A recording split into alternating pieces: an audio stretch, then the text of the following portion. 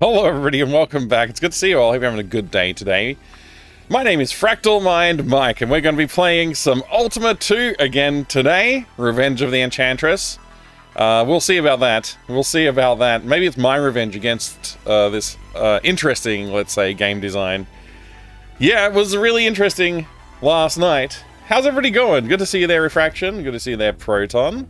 Welcome back, Demon Veins. Welcome, Tudo. Broad Game Heaven, good to see you. I hope you're doing well today. Thank you for the stream streaks, Striderfin and Kaiser Blaze. I appreciate it. And also, Demon Veins asked to take a look at the Dagger of Amon-Ra again. So I guess I'll have to grab that and take a look. Quantum Pause, good to see you. Welcome back. Surfins, Gusak, Noru, Legion GT. Oh wow, there's loads and loads of people here today. Good to see you all. Obscurity's here, Lass Get on here. My stream streak level glitch cat. Oh my gosh, welcome, welcome. It's good to see you. I'm having like a weird graphics driver glitch on Linux, of course I am. Why wouldn't I, when I start the stream, and not before?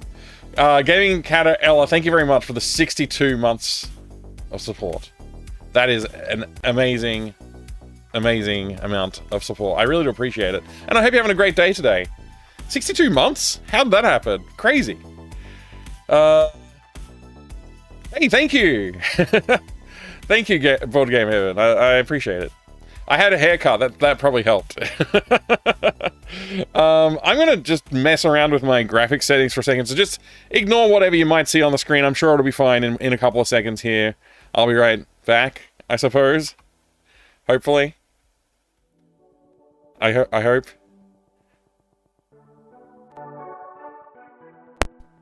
Is everything fine?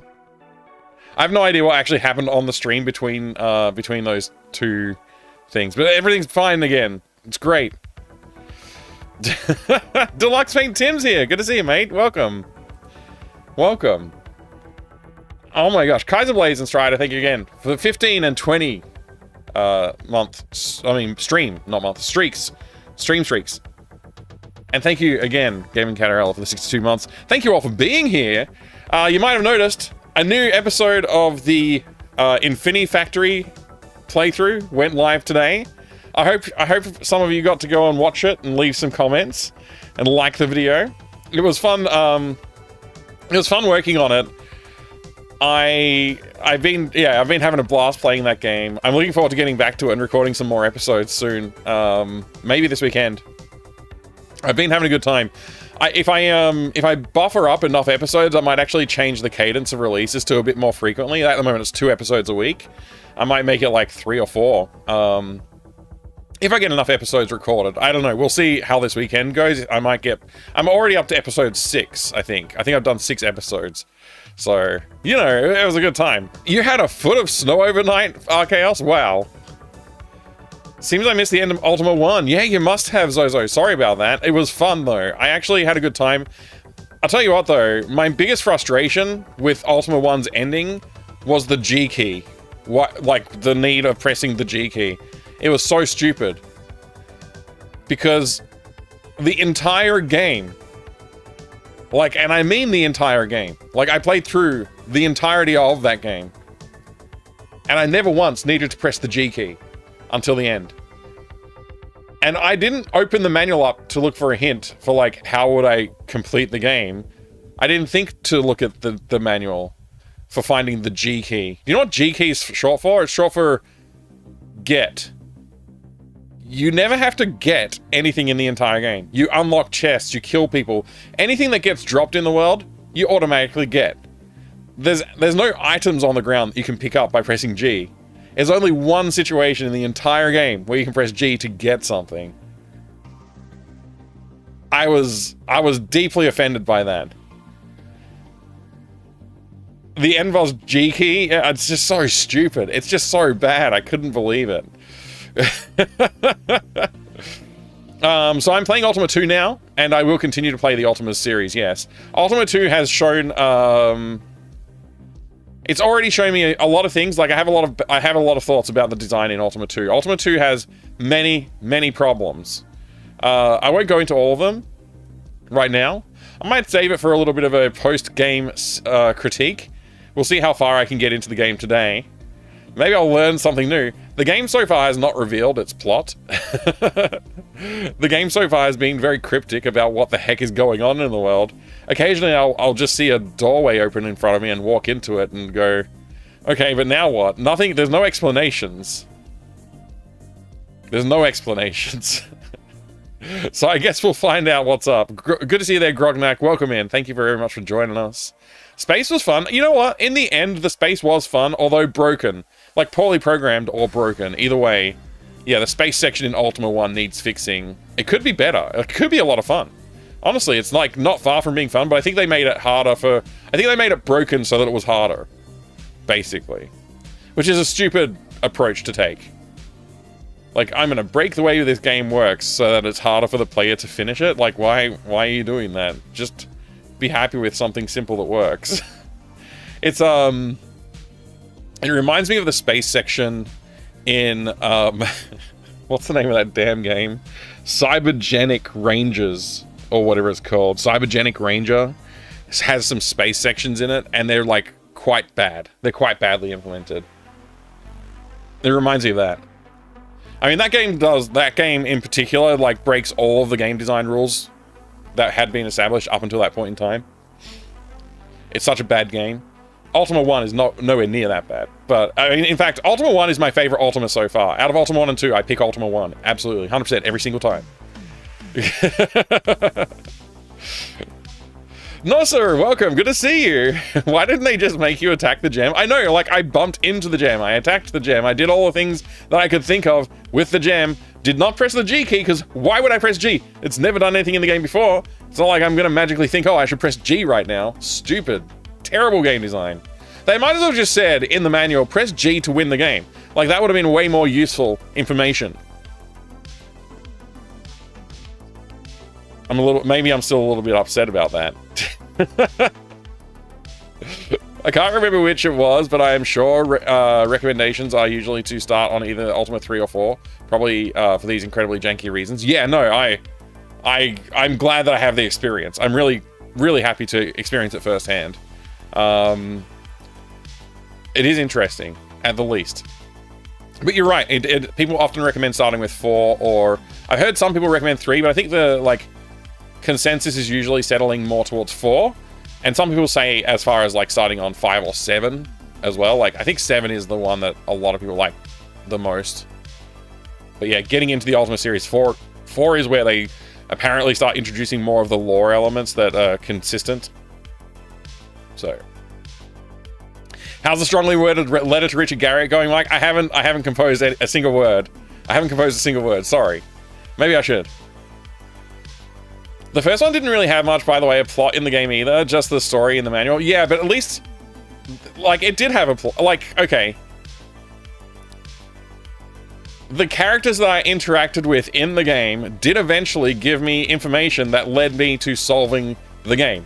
I didn't have to look up a clue about, like, collecting the gems or anything like that. It was just like, okay, I'm just playing and I'm doing the stuff that you do in the game, and eventually I do one of those things, which is to do a quest for one of the Lords of the Realms, and they say explicitly, like, hey, you're gonna need to become a space ace and rescue a princess, and then you're gonna get the information you need, or whatever. Like, that's one of the clues. Another clue is that you need all the 4 gems to be able to unlock the something, to do the something. I forget all the words. I wrote them down. That's so I don't have to remember them. But I got all 4 or 5 or whatever, however many puzzle elements, and it all came together and it told me what to do, and it felt like a little bit like a plot. It's a little bit like a plot.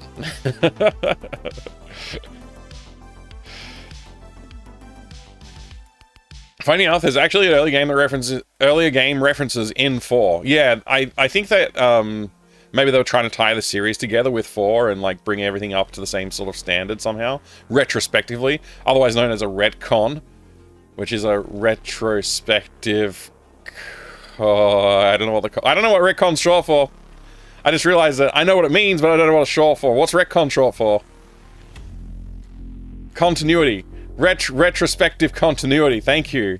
I could have probably put that together, but I just Just, yeah, that makes more sense. Thank you, Serpents, appreciate that. I started with 8 and never touched Ultima game until Underworld from there. That's pretty funny. That's pretty funny. Ultima Underworld was brilliant. I did enjoy that. It's the one Ultima game I played, obviously. I've said that before. But I heard Gamer 2, welcome, good to see you. That's not that uncommon. Might and Magic 1 to 6 give you most of the plot near the end. And Final Fantasy Stranger of Paradise gives you the story after you beat the game. Oh my gosh. No good, no good. I've only played Pagan and it was only briefly. Oh man. Cat, hi, welcome. Underworld Ascendant stream when? I guess if I finish all of these games, I might look at it. We'll see. Retrospective conductivity. Thank you, Lysis. I like it. Oh my gosh, Cat, a stream streak of number 10s? That's many streams. Thank you for streaking. Is my YouTube stream live? Ah, it is. Good. Good news. Good news. That's great. It's good. I'm glad to see it working. I should remember to check that sooner. Because, you know, there's 10 minutes of me talking that I just didn't remember to record on YouTube otherwise.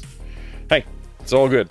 1, 2, and 3, basically, here's some things happening that are vaguely related from 4 onwards. There is much more of an attempt to actually tie the first 3 together and continue forward. Continuity. Retrospective continuity. Continuity. It's a good word. I like that word, continuity. Continuity. I'm gonna keep saying continuity for a little while here. Maclad, great to see you. You thought Retcom was the rocket factory in New Vegas? No more coal. Gravis gamepad? No more coal. Gravis gamepad. Hello. Big box time. I like big boxes. Let's get one and look at it. Also, I'm gonna drink some coffee right now. And you can enjoy the blurry screen.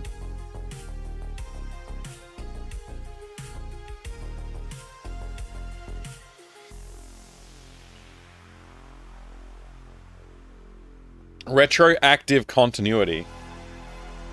Sounds almost like an oxymoron. Joke's on you, everything is blurry to me. Oh, I'm sorry, Cat. Respectful comorbidity. I don't even know what that word means. Mike likes his coffee on the dark. It's actually very white coffee. It looks even whiter on the camera because the white balance is a bit iffy. But yeah, it's got foamy milk in it because I have a little bit of latte going on, latte action. I assure you, I didn't intend to make a heart shape, but hey, I did it. It was a happy accident.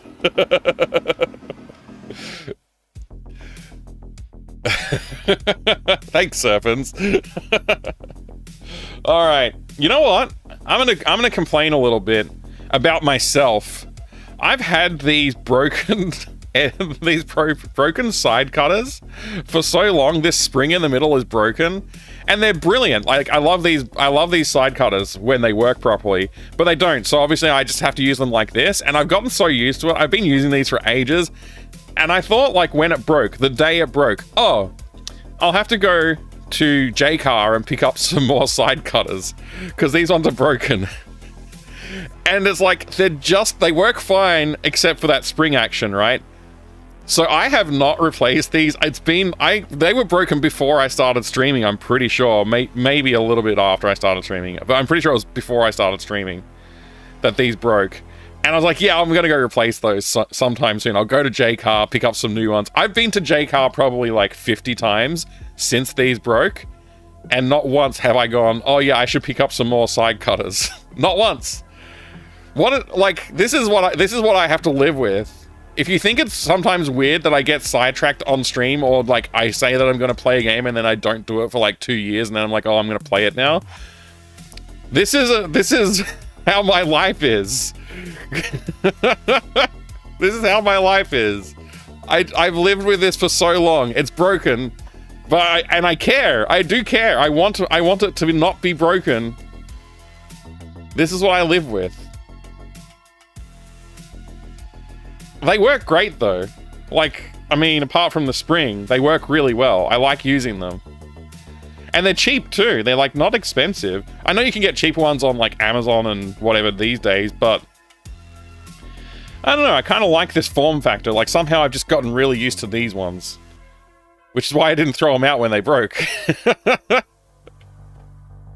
First he tried to draw the gargoyle in his coffee, but went wrong and went for the heart. Yeah, that's what happened. That's the truth. Spring is the kind of thing you can easily replace, but I can't find loose. Yeah, I've never seen just one of these springs lying around. I don't know like what the shape is, and reattaching it goes underneath the plastic sleeve. So I think you would probably run into like a bit of difficulty removing the sleeve to replace the spring. So I've just kind of lived with it. I've never tried removing the sleeve because I'm worried if I do, it's gonna stop working. They work great. I have to order stuff the moment I think about it because otherwise it'll be gone forever. Yeah. They still do the job. No need to replace. I kind of agree, Carver, but it would be nice if the spring worked. Like if the spring worked, it would make my life a little bit easier. Because as it is, I have to like clip and then like I have to hold it kind of like this, you know, which is a bit awkward. It's a little awkward, but I'm kind of used to it. So I don't need a spring, but I've learned to live without a spring. I've learned to live without the spring, but I don't know. Anyway, I was going to look at a box and I saw this and I thought I'm going to complain about myself for a minute because, damn it, why haven't I bought a new one? They probably don't even stock them anymore. Like, I don't know. Just have the satisfaction of not giving up on a favorite tool. I mean, there's that too.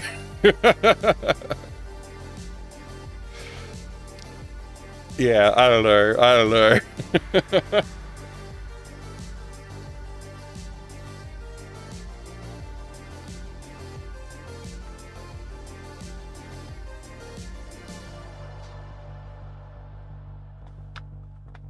Damn it, Baines specifically requested this game. I'll fix the camera blurriness now. Hey, Sean Yeager, good to see you. Honestly, I've resharpened my favorite pair of side cutters like 6 times, and you can make your own replacement strings or get them quite cheap. I'll be honest, I didn't look into replacing the side cutter's spring. I thought about it, but I never really looked into it. Because I was like, oh, poor box. Lucky it didn't fall sharp side down. Yeah, I don't know. Like, it just looks like it'd be annoying to replace the spring because of how the handles are attached. Like, I don't even know how I would remove the handles, to be honest with you. I'd have to heat them up, probably, I guess. Make it more supple to remove. I don't know.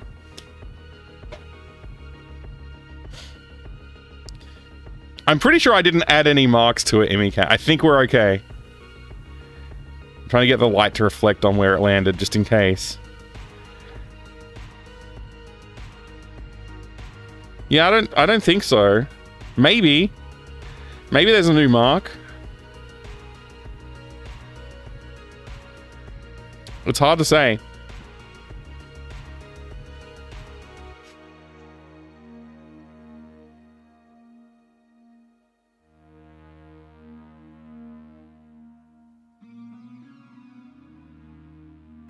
Don't ever handle a sharp object over retro games again.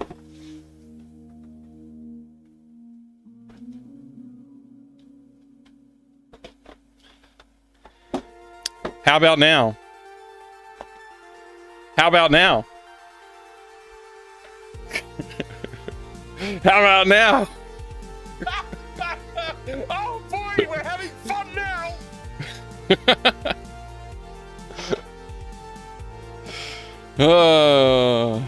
Get those juggling machetes out? Yeah.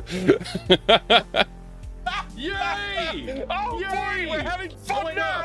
Yay! Secret Spy speaker from Amazon recently updated to whatever garbage Amazon Alexa runs now, and they took away the Australian female voice. How is that an upgrade? That's a downgrade. That's definitely a downgrade, MacBlad. Alright, I put it in the rubbish pile. I'm kidding. Hi, guy. But only a little bit. Camera, focus, where are you?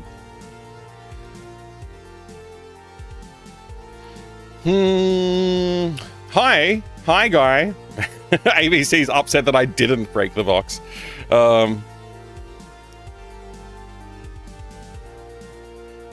Hi, guy. Hi, welcome.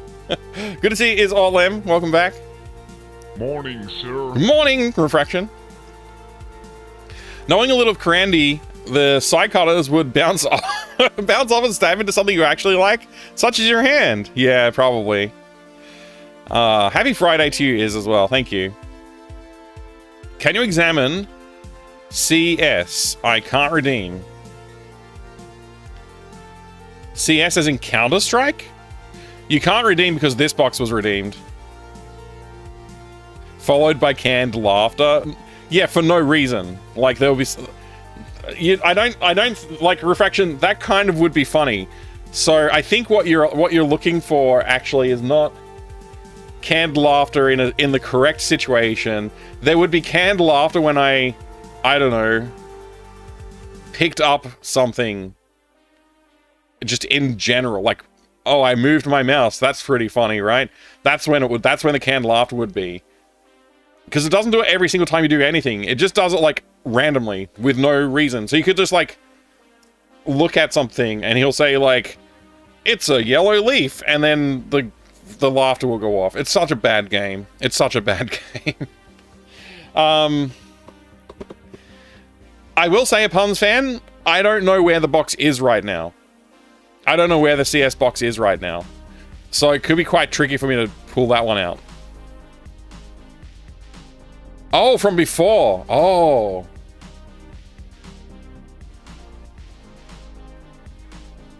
Now you're making it tricky for me. Maybe I'll have a look, but I can't promise anything. How about that? 'Cause I'm really not sure where it is right now. And now you're annoyed with it again, ABC? Yeah, me too, man. Me too, man. Oh my gosh. Look at this brilliant box design. Look at that art deco design of this, like, golden... I don't know if you call that an arch, but if you call it an arch, it reminds me of McDonald's when you say the golden arch, it's a reference to McDonald's. But that golden arch, with that art deco sort of, like, design there, very cool, very cool. This, like, just everything about this illustration, the massive, like, Tutankhamun mask, like, is awesome. I don't know if that's what that actually is, but that's what it reminds me of. The Dagger of Amon-Ra with the cool, like, you know, thematic O here in Amon-Ra. It's, like, pretty freaking cool. Roberta Williams, Laura Bow in the Dagger of Amon-Ra. Just a brilliant looking design of this box. I absolutely love this box design. Just the painting in general is good. The evocative design with the, like, hey, there's somebody going to strangle you. And she's like, oh, I'm just noticing that I'm about to be strangled and I'm holding a knife. Maybe I should stab him. And then this guy's trying to kill, like, the, whatever this guy is, the jackal. And there's a cool falcon here with a hat. Just brilliant. Love it. I absolutely love this box design. I love this too. Like, the thickness of the box allows them to put screenshots on the edge of the box.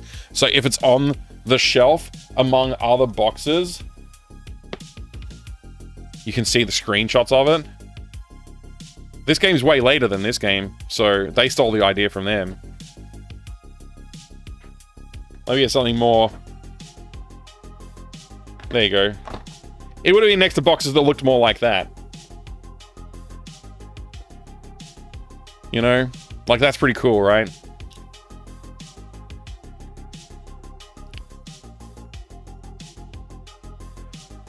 Very doubtful. Oh, the 8-ball might be wrong, though, a puns fan. The 8-ball might be wrong.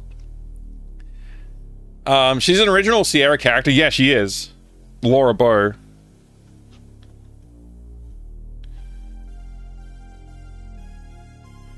I'm just going to the store at a mall full of big box PC games. I know, like, our lives are ruined because of Steam, basically. Like, I think if we trace back all of the things that have gone wrong since the 90s, everything points to Steam. I think. Like, I didn't even want to install Steam. I didn't want it. Portal made me install Steam. That was the time that I was like, okay, fine, I'll install your bloody spyware crap. And I'm not just talking about video games. I'm talking about Steam. In general, like, it caused more problems. You can trace everything back to Gabe Newell. He's supposed to be our Lord and Savior, Gabe Newell, but I think that maybe we've been misled. Maybe in the fires of Mount Doom. Steam engines, tongue. Mean Machine Dean, thank you very much for the Steam engines. 9 months resub as well. What a legend. I appreciate it. Maybe he forged another ring in the fires of Mount Doom. Maybe. I don't know.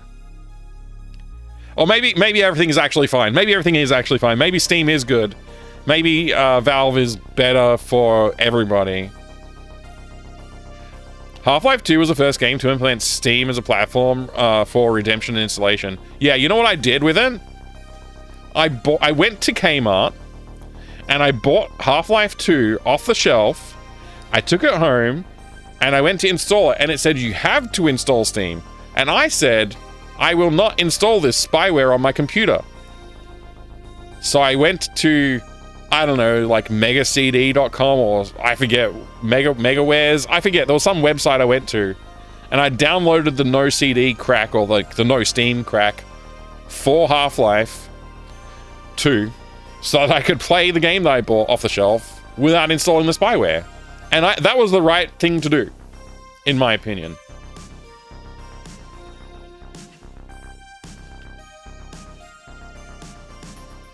It is nice that modern PC gaming is quite a lot cheaper though, especially compared to the same game on consoles. Yeah.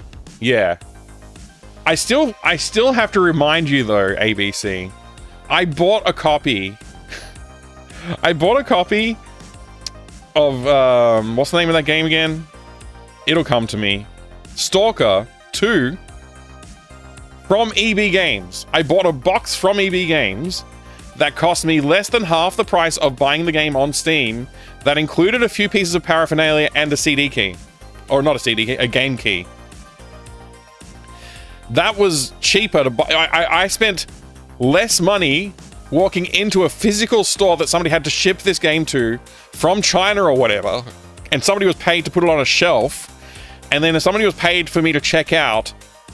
Like, all of those overheads, and yet it still cost me less than buying it on Steam. I know that's not normal, but that's freaking crazy. Right? That's pretty wild. Crumb, good to see you. Digital savings haven't really been passed down to consumers. Yeah, not as much as I think they should have. Suzanne likes cake. Hi, great to see you. Yeah, anyway, so people get murdered in this game. You have to solve the crimes. It's pretty good. Pretty good game. Good looking box. That's the important feature that we were paying attention to. The box looks great. Yes, but you bought it from EB like a lunatic. I mean, you know, it is pretty crazy thing to do these days. Go to a physical store to buy a physical thing for a video game on a PC. Audio disc. Messages and audio disc. I guess that's like the voice lines. I don't know. Startup / disc 1, disc 2, disc 3, disc 4, disc 5. How do they only have sound effects and voice lines on one disc of this capacity? Is it just somebody saying hello and that's the whole disc? I don't know. I don't know how that works. That's crazy. Some massive audio compression going on there.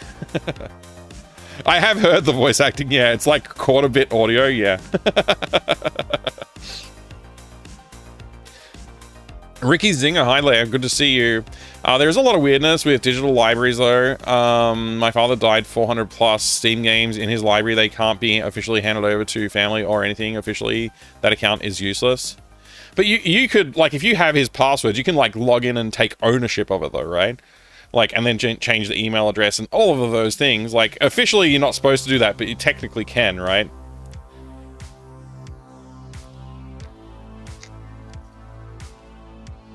But I mean, that's why you buy games on Steam. Should Mike find the CS box? As I see it, yes. We'll see, we'll see. I gotta get through this first. Sierra registration card. Cool Lion Decker Museum advertisement for the Egyptian exhibit. That's pretty freaking rad, honestly. This is so cool. Like, you don't see stuff like this in modern games. Like, this is something that's sorely missing. Like, this is very creative. Like, come on, man. It's amazing stuff. The Dagger of Amon-Ra. Sorry, I said that really badly. Additional instructions. Look how cool it looks. Brilliant. So cool. Land Decker Visitor's Guide. Or whatever it's called. The official guide to the Land Decker Museum. Just beautifully designed. How evocative. How amazing. How well designed. How well illustrated.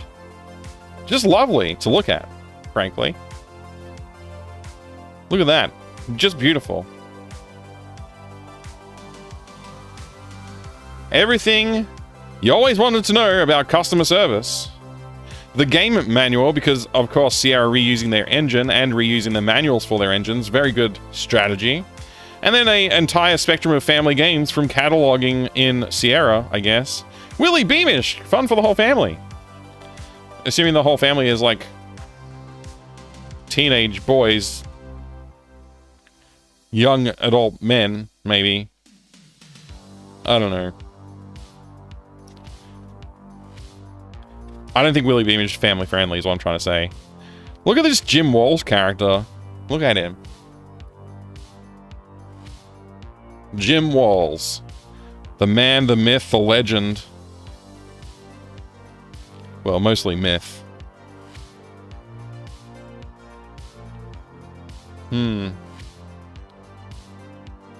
That's who I want to be, that one there. That's the face I want to wake up and see in the mirror. It won't focus because autofocus is disabled, but if anything, it helps.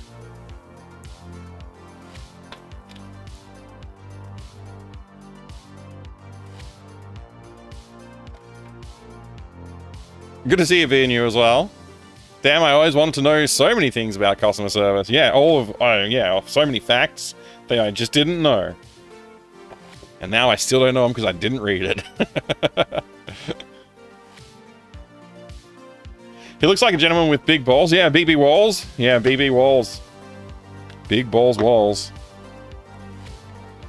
That's it. The best looking adventure game big box. The Dagger of Amon-Ra. Fun fact, that's my middle name. Not the Ra bit, just the first bit. That's my middle name.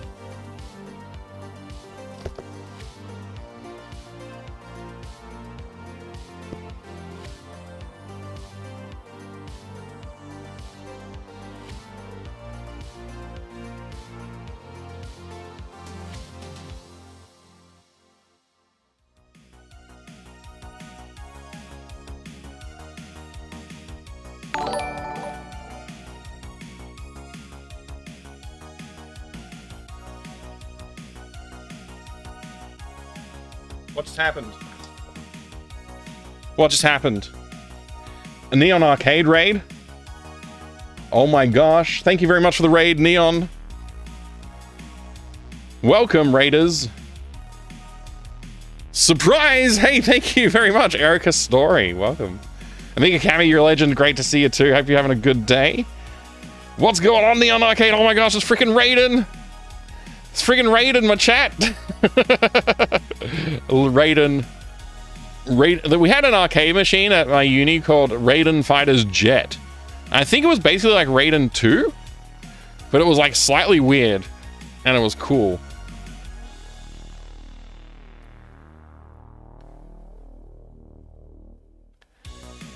Having a great day? Wallaby just looked at me? That's awesome. You have the board for Jet Neon Arcade? I'm gonna have to come visit. I'll be there in about 6 weeks. Because I'm gonna take a boat. No, not really. It would be cool though. That would be freaking cool. Welcome everybody. For those of you who have been hanging out with me today, do go drop a follow for Neon Arcade if you like your arcade action the best way possible. Today playing some Streets of Rage 1cc Streets of Rage runs on real Genesis hardware too, no less. Excellent stuff. If you haven't been here before, welcome. Thank you for joining the raid. My name is Mike. I like to collect old video games and hardware. I have a Williams Comet pinball machine in the back there. A few other various pieces of computer hardware. Mainly I collect these awesome big box PC games like Earthsiege. It's pretty good. Also, I have a few little pieces of arcade hardware that I've never shown on the stream. Maybe I should do that someday. Probably won't. It's too much effort. Comet is a fun pin. I agree. Big box PC games! That's right. For example, we were looking at Earthsiege just there, but we've also got... these are just a handful that happen to be close by. Those shelves are pretty much all PC big box. Games like Veil of Darkness or Shadow Warrior. It's a bit beaten up, Shadow Warrior. Poor thing. All that stuff pales in comparison to the Amiga 1200. Amiga 1200. I personally like the industrial design of the ST. I think it's a very nice machine.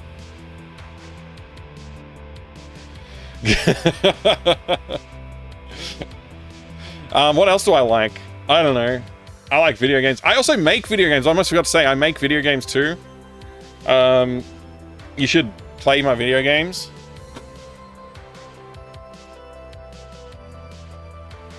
And I forget what we were going to do, but welcome Raiders. Oh, right. I was looking for a copy of Counter-Strike in the box that I have somewhere.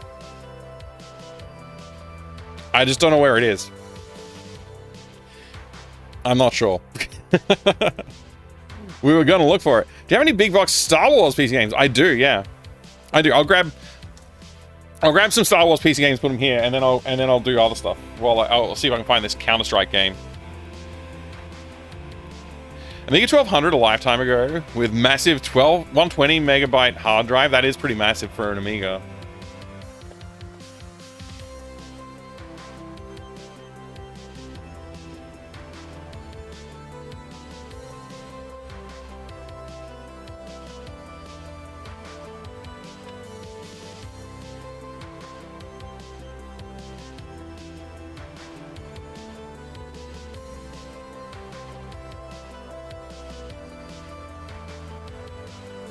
There you go. There's a Dark Forces.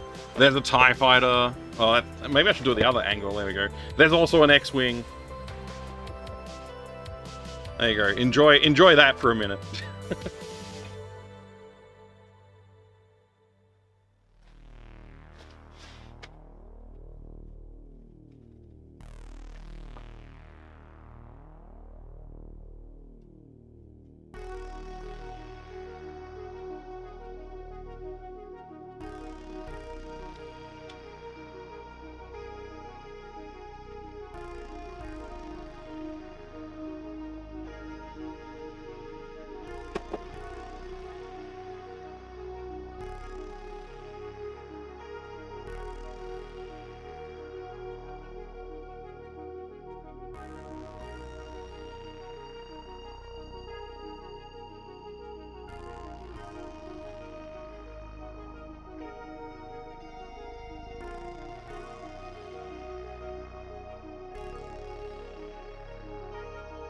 Alright. A puns fan, you've made life difficult for me. I couldn't find it. But I did find a handful of the other Half-Life related games that I have here. I also knocked over a pile of boxes that I had set aside because I was trying to reshelve them. So I gotta check those in a minute. Well, I'll check them after the stream.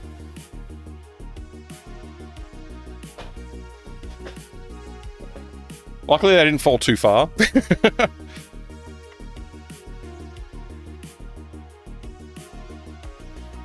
TIE Fighter was floppy? Yeah, you could get that on floppy disk. This is the Platinum one. This does include the Counter-Strike box. Technically. So you've got that, but you've also got your Team Fortress and opposing forces. So that's pretty cool.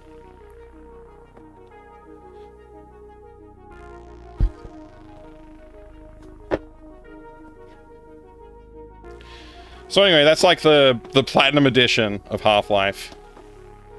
I also grabbed the standalone Blue Shift box, which looks like this. Somewhere I have the opposing force green one of this. There's the Game of the Year edition of Half-Life. Now included Half-Life Uplink, Team Fortress Classic, bonus maps, skins, etc. And this is one of the original retail releases of Half-Life. Which is a pretty cool box design, frankly. This one's gotten a little dusty.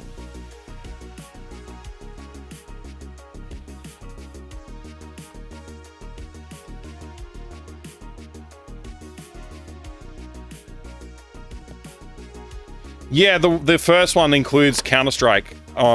So technically Counter-Strike box, but not the one that I was looking for. I couldn't find that one.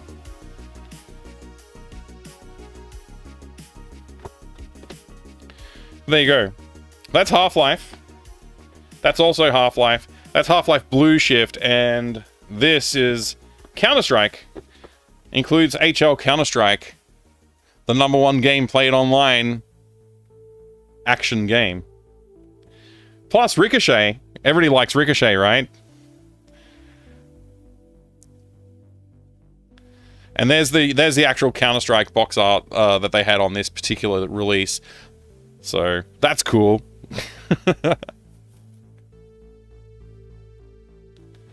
Is it Source Engine? Well, it's the original Half-Life release, so no. This is the modified Quake 1 engine.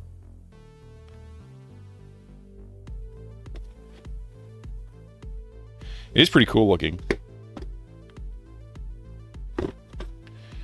No, it's modified Quake 1 Killick. Oh wait, that's sealed? Is it sealed on the other end too, or not? No, it's unsealed on the bottom. Tricky. Yeah, you can read all about it too. You can read about it on, I think Mike Abrash has done a few posts on what they did with the Quake 1 engine when he went over to Valve to work with Gabe and co. He was like one of the key developers of the engines at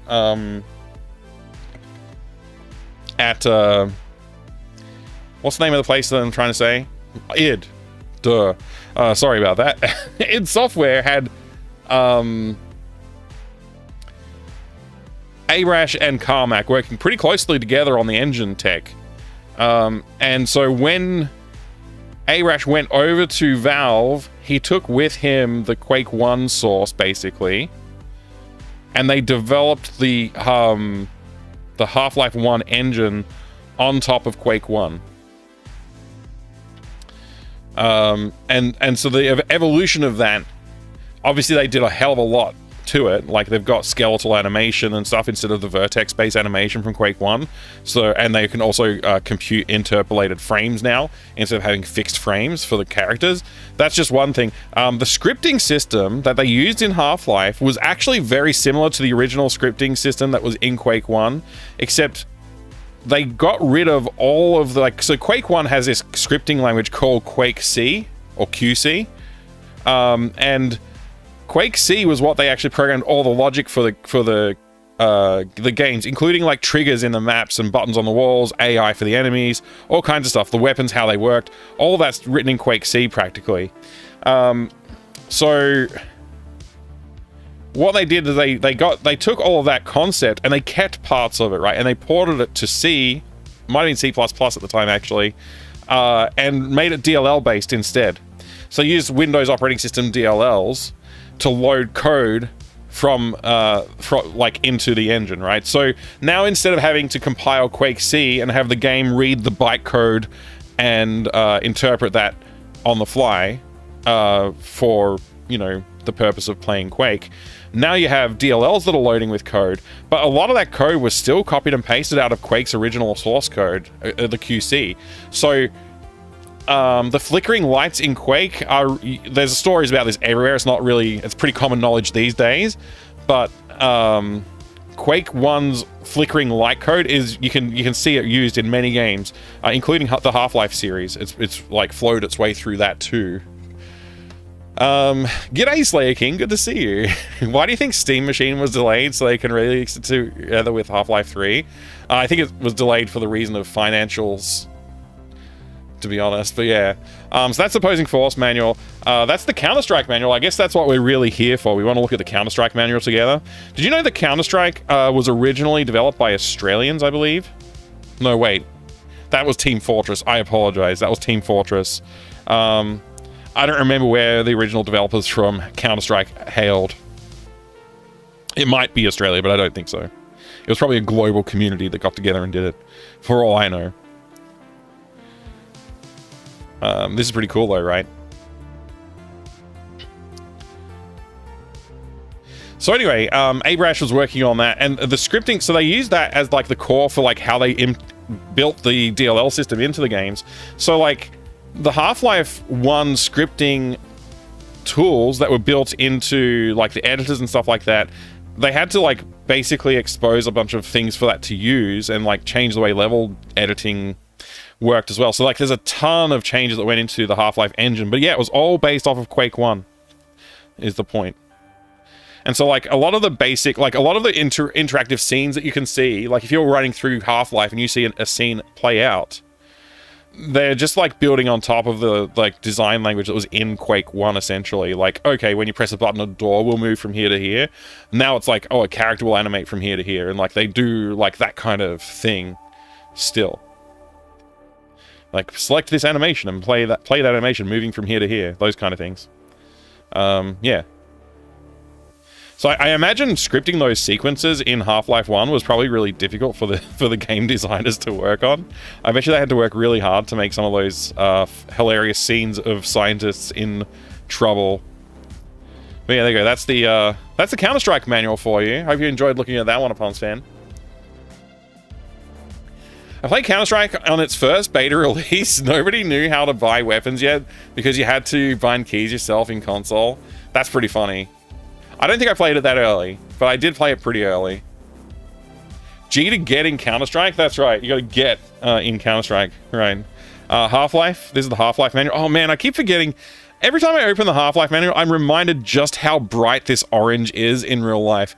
The camera cannot possibly do it justice. It is like the most fluorescent orange color you've ever seen in your life. Like it burns the retina. It's that freaking fluorescent. If anybody out there has their own Half-Life 1 manual, they will be able to verify in the chat just how bright this is. Hey Verge, good to see you. You remember early CS days where weapons didn't despawn at the end of a round, so someone at the end would run back to spawn, constantly dropping all the weapons in front of them to pull. That's actually pretty funny. I like that. Hated having to use arrow keys like Wolfenstein. I mean, I guess you didn't have to. You could rebind your keys.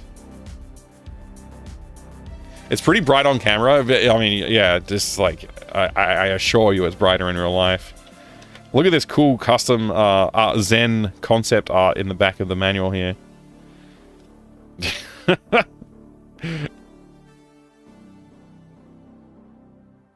I really like these, like, layout designs they've done. Very cool.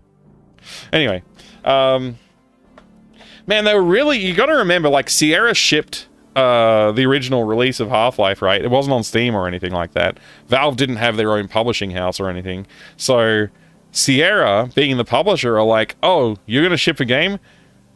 Look at all this advertising space we have for our other properties that we want to advertise, which is, you know, I mean, Tribes 2, I wouldn't complain about a Tribes 2 ad, to be fair.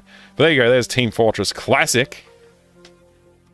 Team Fortress Classic being the remake of the Quake 1 mod that was Team Fortress. Valve hired the entire team, as far as I recall. Maybe not the entire team, but like Valve hired the Team Fortress team and got them to make Team Fortress again in the Half-Life 1 engine as Team Fortress Classic.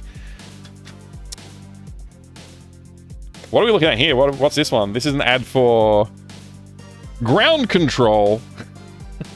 I've never played it. I've never played Ground Control before. Oh my gosh, don't steal my CD key. Don't steal my CD key. I hope that didn't come up on the screen there. Opposing Force. Half-Life Opposing Force.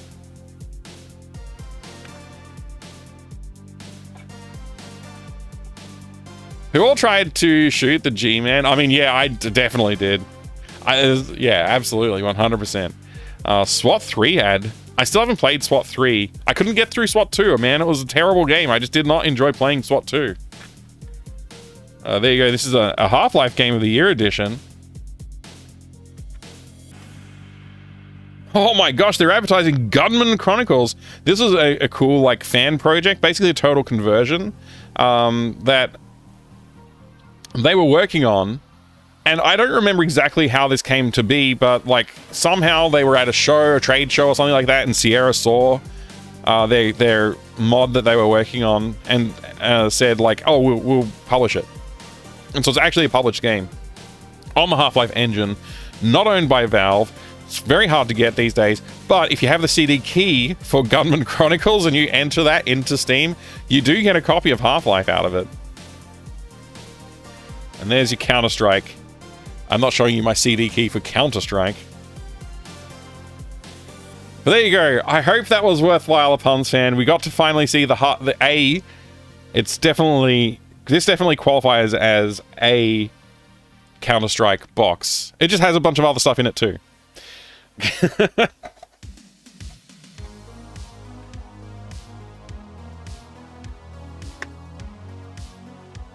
Screenshot and AI analysis begun. Oh no, my keys! My keys! Ground control games are an okay time. Okay. Too late, Mike. Thanks, Killick. Thanks for stealing my keys. I said, please don't steal. I guess there's no Team Fortress manual? Or if there is, it's missing? I don't know. Whoa! Whoa, Servo! Unpacking Boxes blog. That's right. Thank you very much for the 12 months of support too. Absolute legend. That's an entire year. Thank you for the year of support. A Puns fan, this qualifies. It's a Counter-Strike box. It qualifies. You have to let me have it. You have to let me have it. Because I as much as I would love to fulfill your dreams, I couldn't find it, but this is what I could find. And we looked at many boxes. I've done my best for you. I've done my very best. That's all I can say.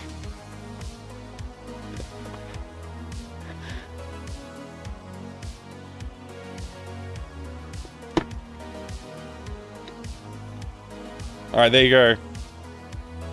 I did it. I did it. Counter-Strike box achieved. Anyway. I have way too many boxes that are not on shelves at the moment. It's kind of shocking. But yeah, I'm working through it. I've been trying to reorganize a few things over the last couple of weeks now. And I've got some shelf space over there where I'm going to put some boxes into crates and I'm going to put them on that shelf. And yeah, that's how I'm dealing with the I have too many boxes to shelve problem at the moment. I'm probably going to need to get more storage space if I keep buying more boxes. We'll see.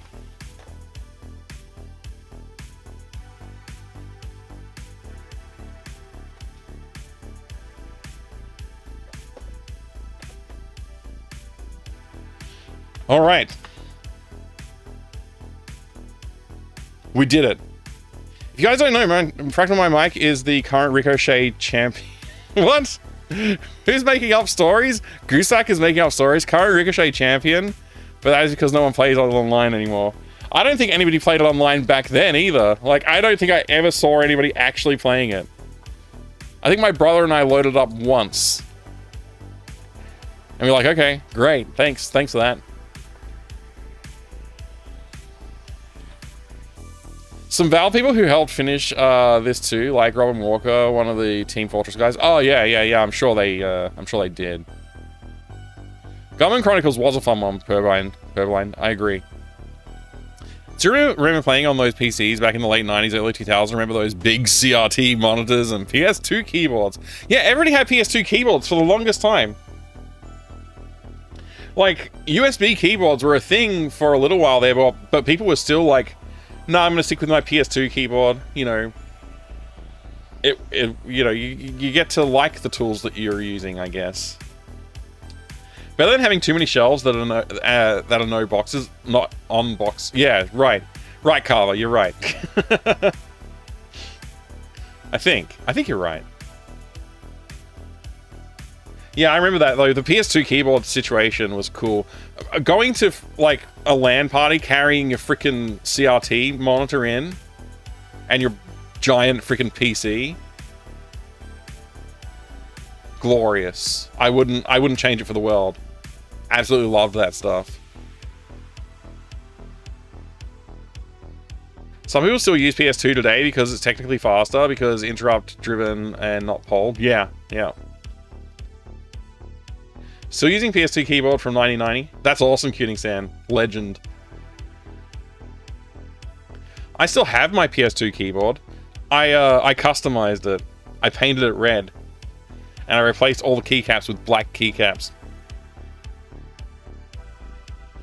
21-inch NEC multi-sync? Holy crap. LAN parties were heavy, but worth it. That's so cool. There was a few people balling those heavy monitors with like the 21-inch, the 19-inch. I think most people were like on that 17-inch. Because like the right size for like, it's not too big, but like it's big enough. You know, the 21-inch though, that's crazy. That's crazy.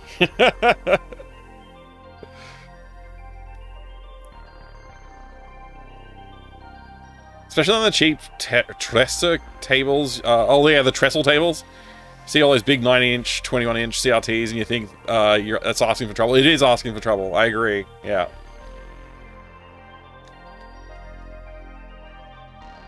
Cleaning and fixing my AT keyboard from 84 is on your to-do list. It's a good idea. You should do that. 27-inch and 32-inch CRT. Talk about heavy beasts of burden. Wait, a 32-inch CRT monitor or TV? Because that's getting into TV territory. I think 27-inch is also TV territory for, I don't know if you're taking those to LAN parties so much. I don't know how big my CRT TV that I have in this room is, but it's great. I have it set up for all, like, console gaming and stuff like that. Anything that I would have, like, typically played on that. Also, sometimes I hook up my PC to it, and I stream, like, you know, Netflix or whatever onto it. Like, especially if it's era correct. You know, I'll put some era correct TV programming on there occasionally. It's fun. Get the Saturday morning cartoons going. Man, Saturday morning cartoons. My kids are so spoiled. They just watch whatever they want, whenever they want. Practically. It feels like it anyway. They don't have that feeling of waking up in the morning and waiting for DuckTales to come on.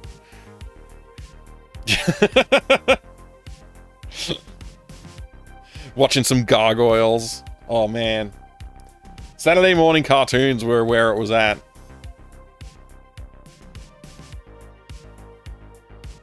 I feel like a lot nostalgic about that, actually. Maybe I should there are some projects out there that you can set up to do that.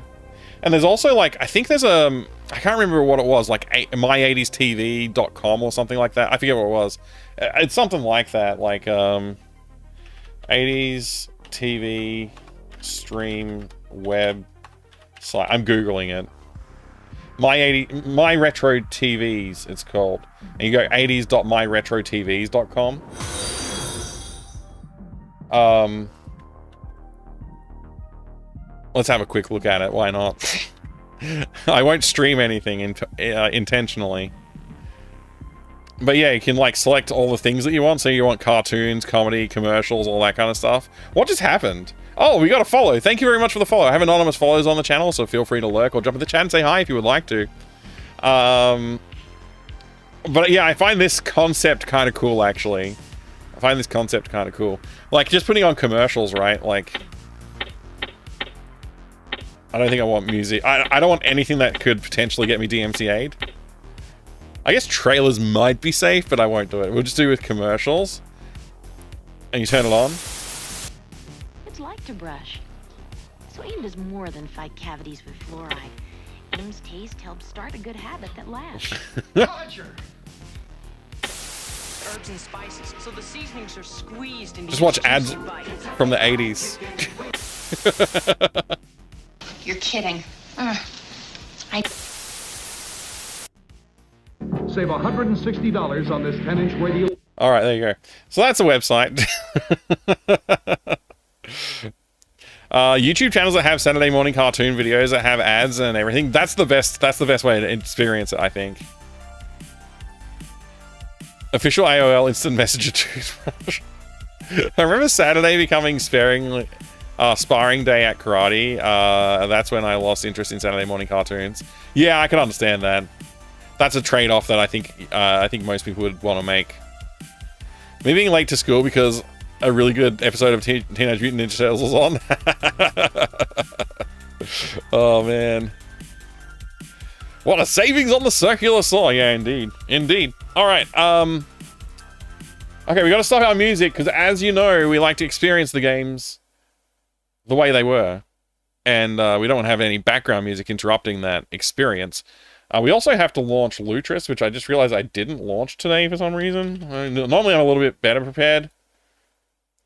And we want to go to our DOS games and look for Ultima. And we want to play Ultima 2 with the number 2. Alright, there we go. I'll set up the capture. And we'll get going. And we'll play some Ultima 2 for the second time. But still haven't finished it, so still our first playthrough. Technically. I mean, I don't even know if that's technical. It is actually our first playthrough. Alright. Alright, I think I just typed run. And then I type 2, and then I type 3, and then I type 1, and away we go.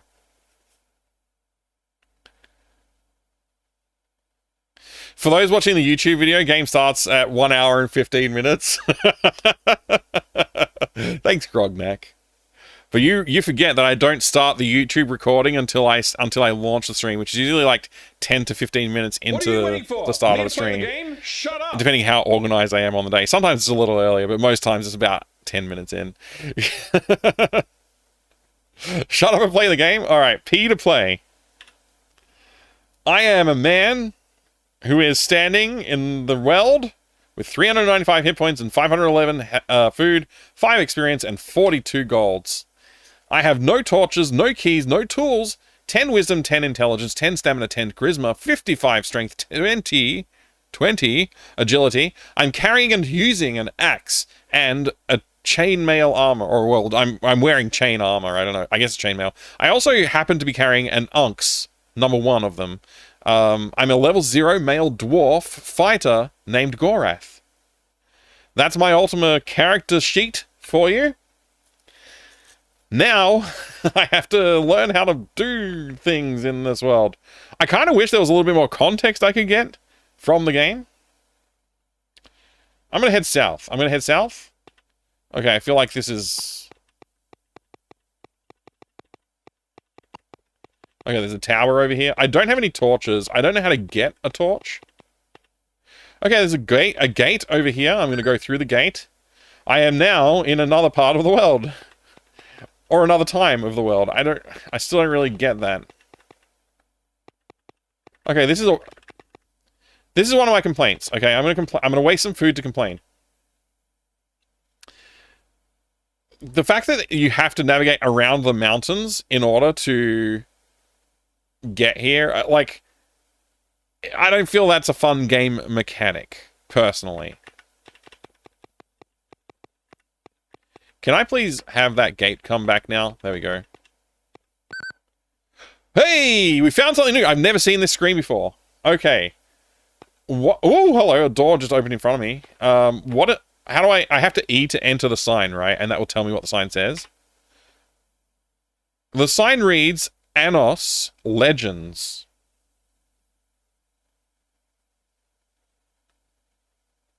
Anos Legends. What does Anos Legends mean? What does Anos Legends mean? Should I look that up? I don't know what Anos Legends means. Okay, I'm going to move on. Whoa, look at these characters. There are a vast number of them. Are they enemies or friendlies? What? I'm a lowly fighter.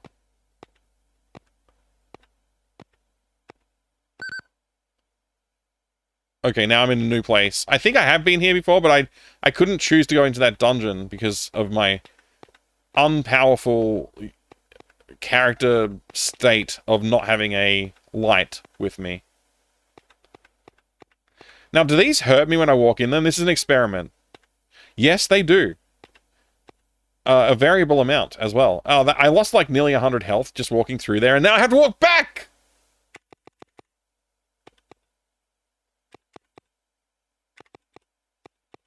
Okay. Yeah, that's not good, man. That's not good.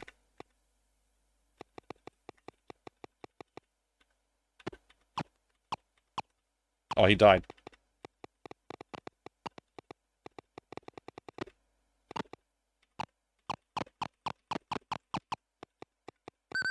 Alright, I got through there. I don't know where I am or when I am. Maybe there's some context in the manual. I read like as much of the manual as my mind could take, okay? The manual is so much worse than the first manual. Alright, you want to look at the manual? We'll look at the manual. Let's look at the manual. Let's go enjoy the manual from this video game. It's such a good manual. I like manuals from video games, especially this one. It's probably the best manual I've ever seen in a video game in my life. Where is the manual? Oh, that's right. It's in a different folder. I gotta go into the other Ultima 2 folder. And then I can load up the manual. Ultima 2 manual.pdf. Can I drag and drop this into the browser? It'd be easier that way. There we go. Alright. There you go. It's not the logo is not even aligned with the freaking text to start with. So we're already off on a bad foot. Then the character creation story was really interesting. We read the entire thing. I got up to about, I don't know, movement maybe. I don't know. Look, you have a new friend. He, she will become your faithful comrade, whatever. I can't be bothered reading that. Zeno, Yakko, Zabo, yeah, I read that. I think I skipped all of this because it's useless. Spells both clerics and wizards can use. I don't care. We read through this part already. Spells, only wizards. Spells, what you see. This is, yeah, we read this. Endurance of fight. Oh, I'm already tired. I haven't even started reading it and I'm tired. Endurance of fight and food. Hang on, I gotta pause the game in the background. Otherwise I'll die from starvation or something. On the right, number. I'm not gonna read it. I just don't wanna. I don't wanna read it. Replenish, but discover how to accomplish. Yeah. Okay. I'm sure we can just pay like a Lord of the Lands or something like we could in the first game. Although I haven't seen a Lord of the Lands yet. What you get. The third line, experience increase. I don't want to read this. I know how experience works. I think. Yeah. Okay. Gold. The final line shows, gotta guess how rich you are. Not very. You can make more gold by fighting and winning, in brackets. In which case, you get whatever your opponent was carrying, and by picking up chests in dungeons and towers. There are plenty of ways to spend gold. The first is the one you need in indulge now. What? First quest, arms and armor. Press any key in the world will magically reappear. Did you notice a town nearby when you roamed before? Head straight for it and enter. We did not notice a town, but I found one on my own. You need weapons and armor if you are to survive it all. There are plenty of other eager for share of your gold to be on guard against your appetites. You can't afford much more than you need. What?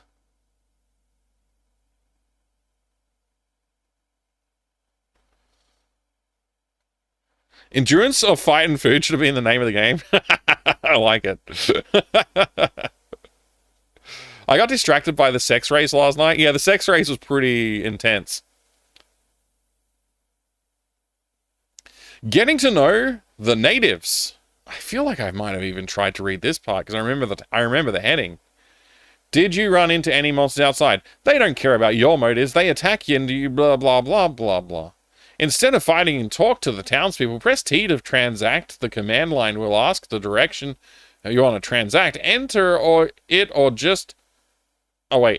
just as if you're moving that way. And the creature will respond if it can and chooses to. Only rare orcs have the power of speech. If you attack in town, the guards will come after you. A lot of people will meet, a lot of people you meet will say whatever is the popular response in their crowd these days. 6-7. Now and then, someone will break away from the crowd and reveal something extremely useful.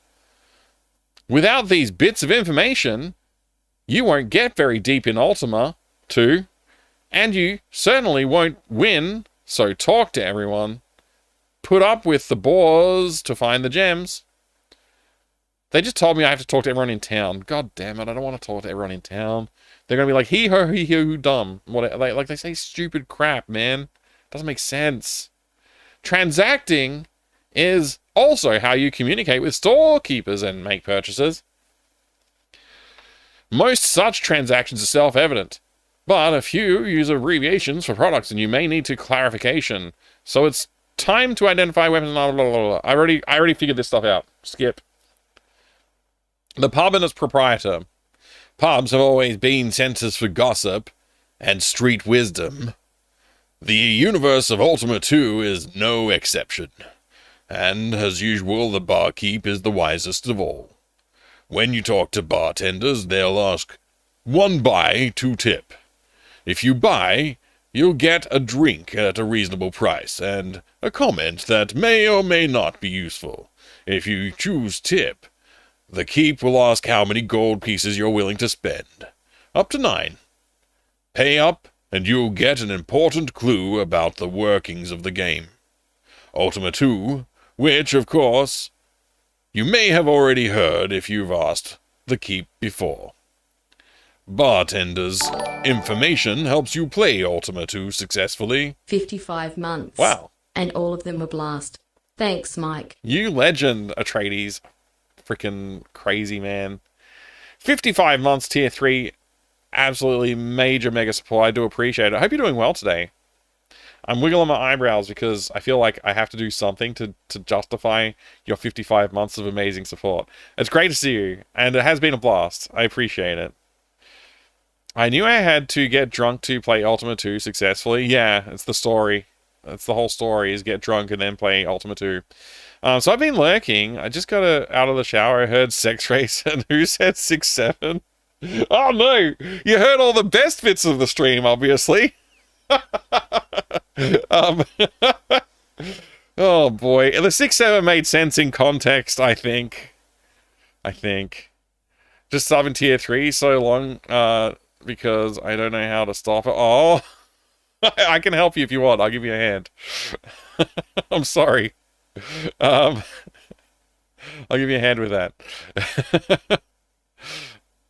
Upgrades and patches. Due to Richard Garriott not being the best at spelling, a number of misspellings crept into the game. A number of those are being fixed with the Ultima 2 spelling fix. Is that true, Bo Elving? Wow.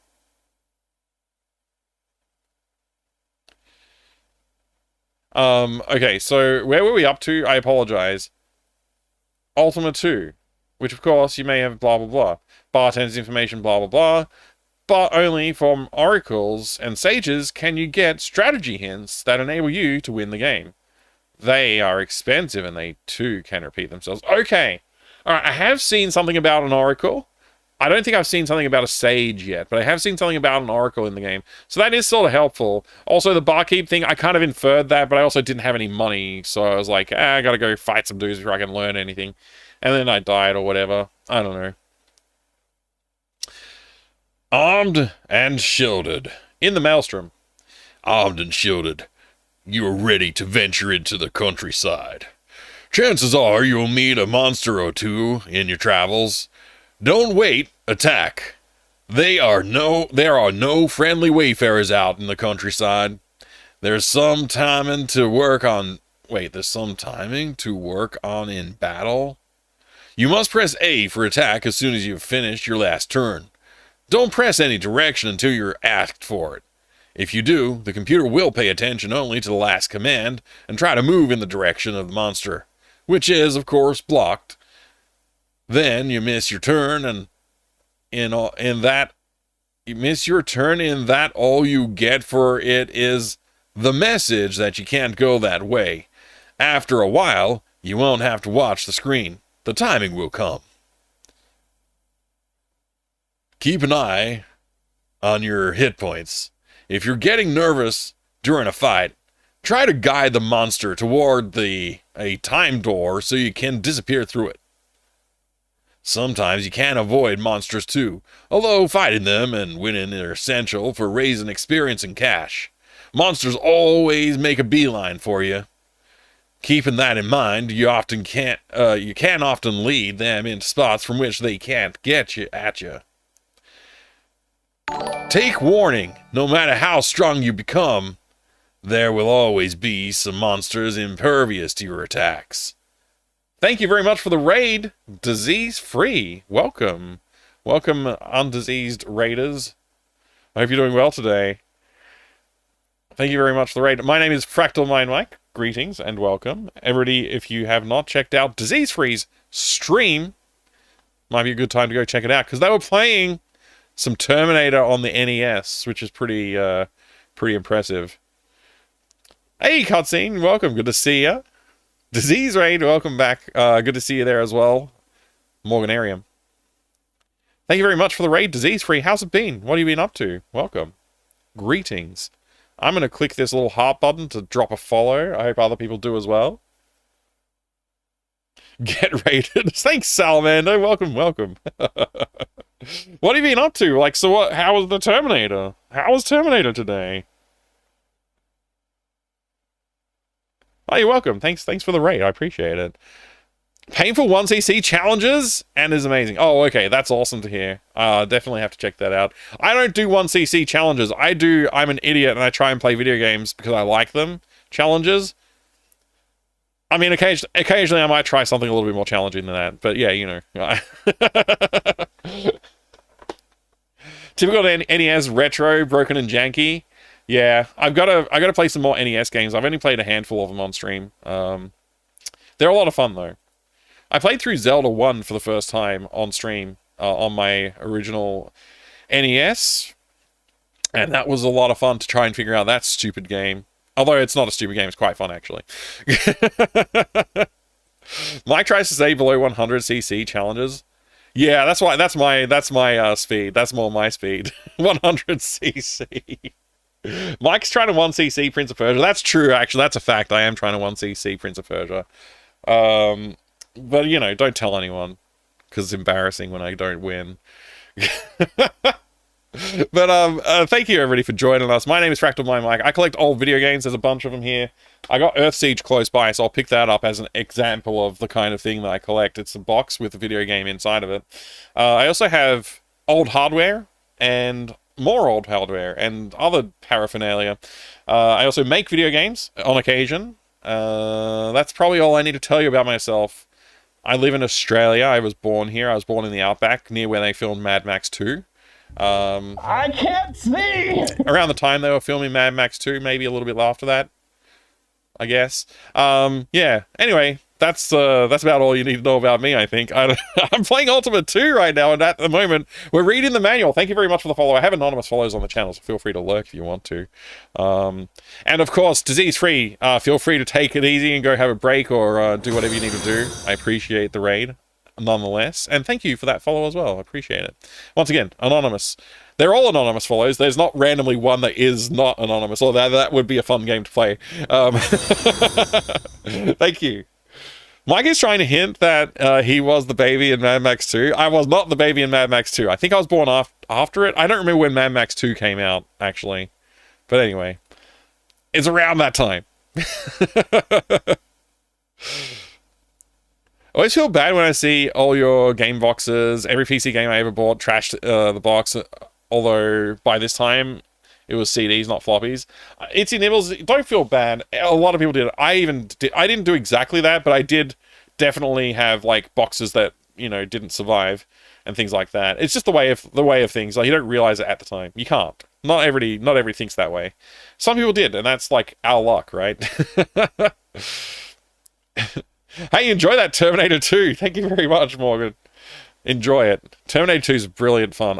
My kids are not quite old enough to show it just yet, but I can't wait for the day when I get the nod of approval to show them that show them that movie. It's going to be a lot of fun.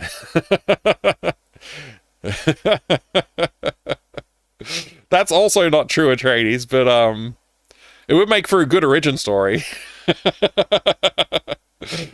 All right, so I was reading this. Take warning. Take warning.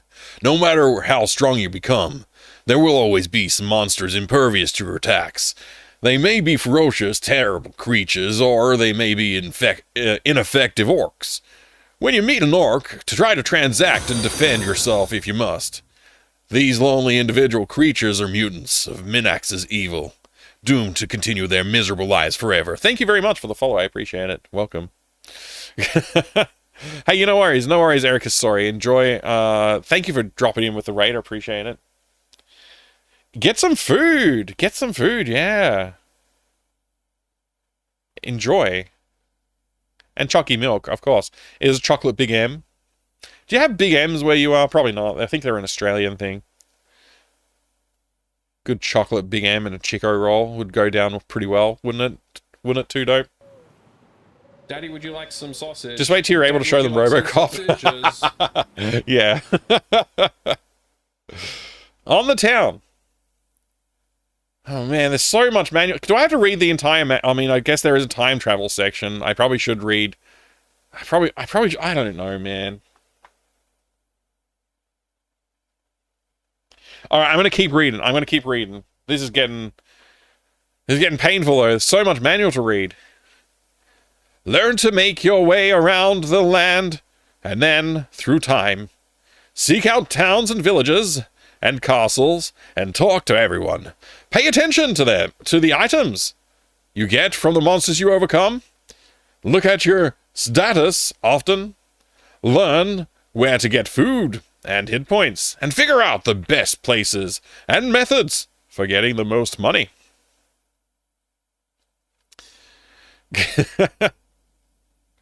Not even just an Australian thing. Can't get them up here, Mike. I got one down for PAX last year. Love a Big M. You can't get a Big M in Queensland. Man, Bundaberg need to do better up there. They should help Big M get the supplies up there. Take care, Erica's story. Enjoy your food and chalky milk. In Texas, so you don't think so? Oh man, Texas? Yeah, there's probably no Big M's there. Oh boy. This is horrible. It reads like a board game rules. It's so bad. How do they go from the first manual to this? It's so, like, the first manual's... You know what? Maybe I'm not giving it enough credit, because I don't know if, like, the first manual that we read for Ultima 1, that could have been, like, something they produced much later in time. Like, maybe the Ultima 1 manual is similar to this for the original release. I don't know. Farmers Union, not the same? Yeah, it's not the same. Never had a Big M. I had to move. You had Move. Move is pretty cool. Man, okay. Lost my spot. I think I was up to here, maybe. I'm going to just read it normally because I just want to get through this thing now. As you gather tactical information and become reasonably comfortable with your environment, you'll begin picking up clues about your quest. Your purpose is to learn how to fulfill your quest and then to do what is required. The ultimate object of your quest is explained in the story of Minax. Far out. Eventually, your travels take you to outer space where you can make the grand tour of the planets.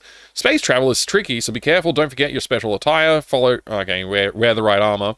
Follow your galactic map well, which is just a list of coordinates or something like that. It's just a list of letters, actually. Oh no, it does have Xeno, Yakko, Zabo, and Life columns. I don't know what that means.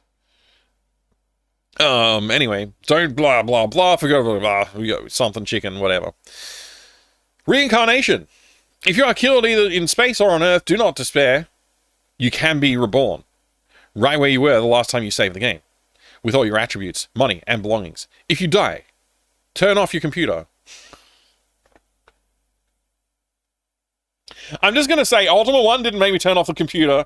Ultima 1 just reset. It just was like, here you go, you're alive again, buddy. Don't worry about it, we got you. You just have no more money. And you have 99 life and 99 food, and you can figure it out yourself. I kind of prefer that type of reincarnation. Do you remember the milk drink Wave? I have a vague recollection of Wave, actually. I don't know why. I don't think I ever drank one. Wave? Wave? It sounds so familiar, but I don't know. Maybe not. I don't know. Wave, milk, drink. I mean, it looks familiar. I don't know if I've had one, though. Maybe I've just seen them. I've probably seen them. I'm not sure if I've had one. Apparently they're available at Woolies, New Zealand, and Woolies, Australia. So, maybe you can get one. Massive Aussie throwback, yeah. If you die, turn off your computer, go outside and touch grass. Yeah. Isn't that what the end of Monkey Island 2 tells you to do, basically?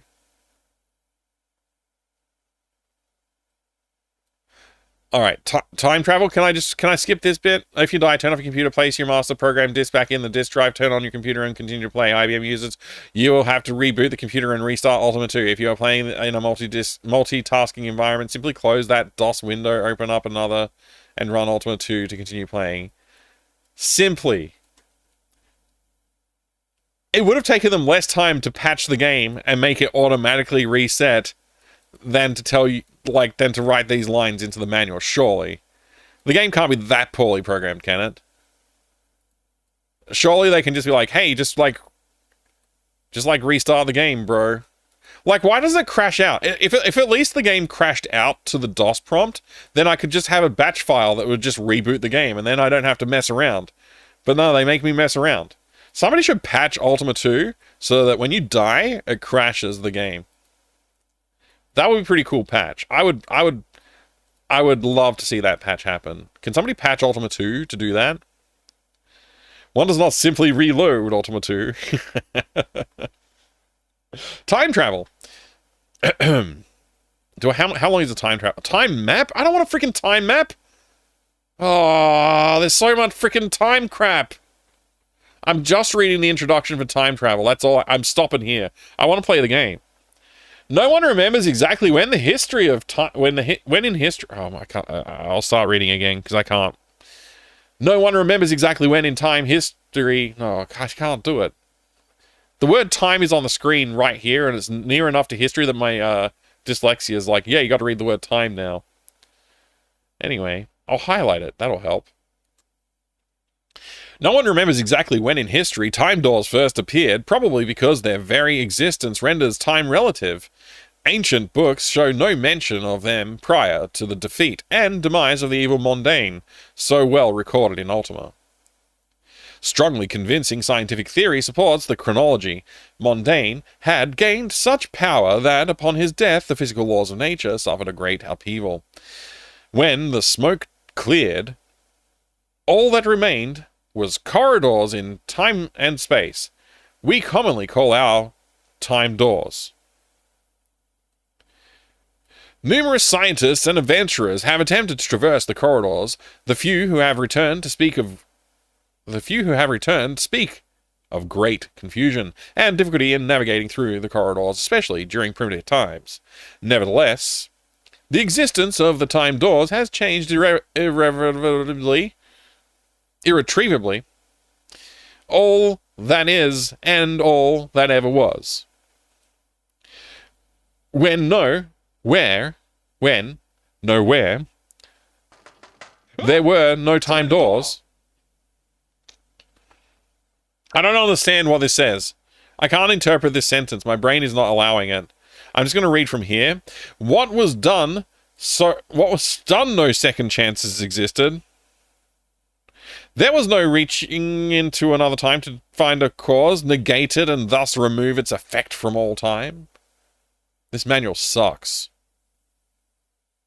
Now, of course, it's possible in all times. What's possible? Reading this manual?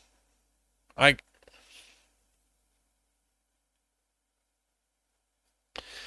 not stupid, but I feel stupid. I'm pretty smart, actually.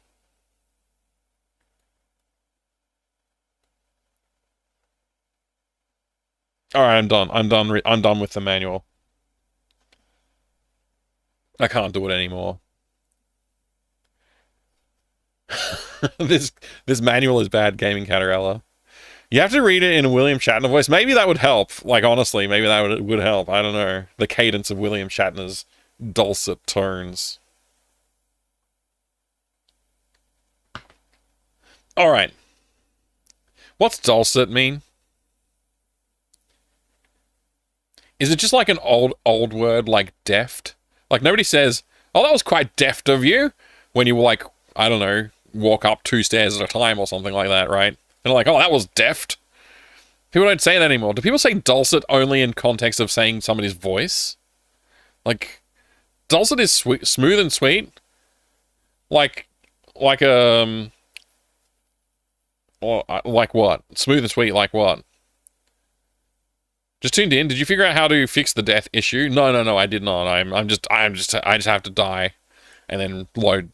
It says in the manual. We just read this part in the manual, actually, right here. If you die, turn off your computer. That's that's what. Yeah, that's the answer. Dulcimers, the instrument, is the same root word. Oh, okay, interesting. I never heard of a dulcimer. Well, I don't know what that is, Sean Yeager, but that's interesting.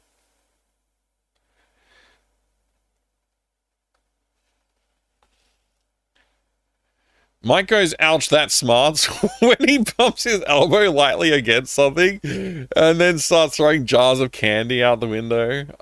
I don't get the reference, but I mean, the ouch, that smarts bit's funny because, like, I don't think I've ever heard somebody say that.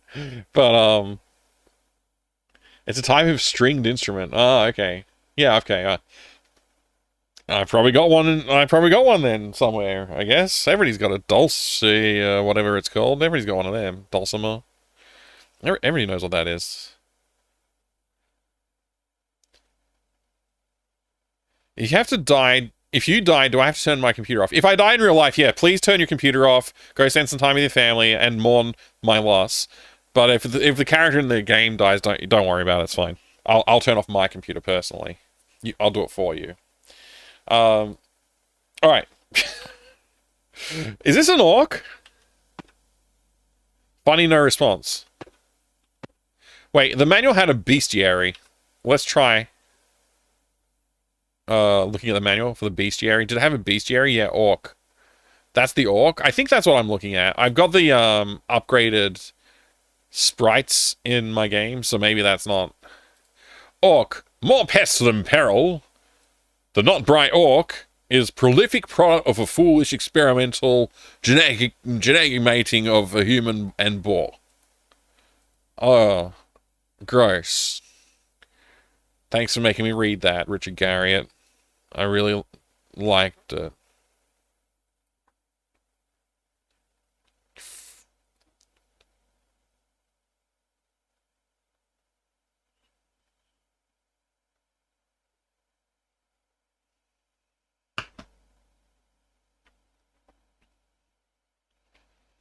The quick command doesn't work. What about the fan patch? There's a fan patch? I didn't know there was a fan patch. Yeah, I'm still level 0. Still level 0. Attack. Attack. Hit. Killed. Gold +1. Exp +4. Sweet. Dun dun dun dun dun dun dun.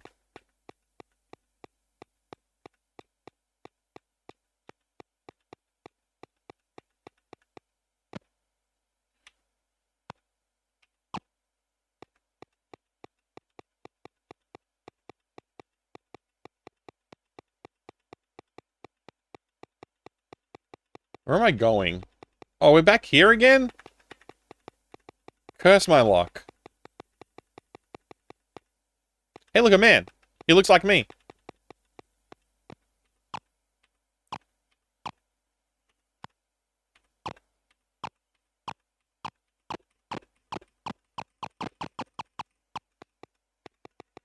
That man died from me. I made him die.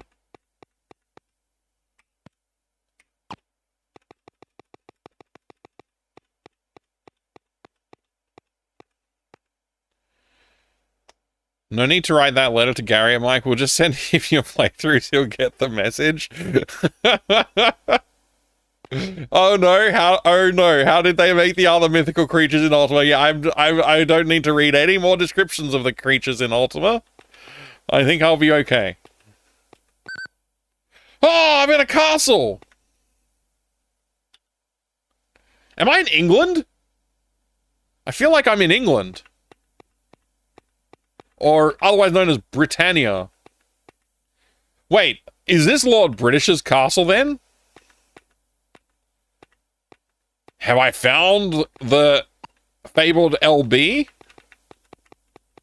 Prison. Prisone. Ooh, me tough. Funny no response. Oh,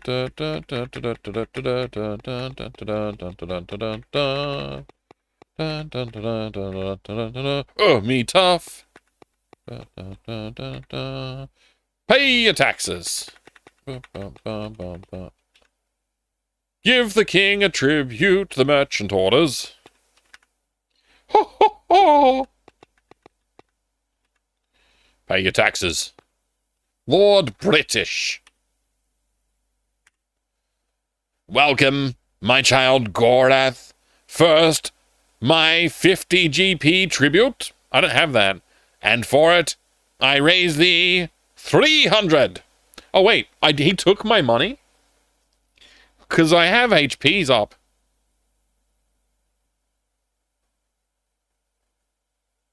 That's pretty good. Look at the vault with all the weapon. Can I get in?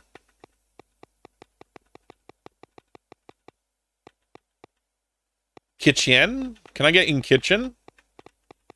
How come this castle doesn't have a way to get into places easily? Mess. The Chapelle. Can I transact in the kitchen for money? I mean, for food? Andre, the French chef, says, "He wants some cold duck."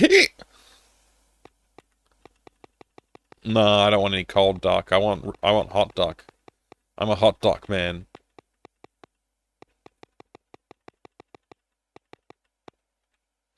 Believe we are family.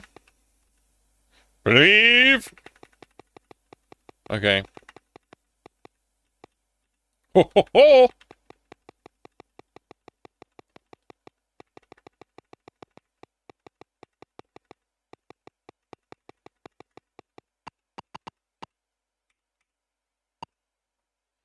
No keys that fit.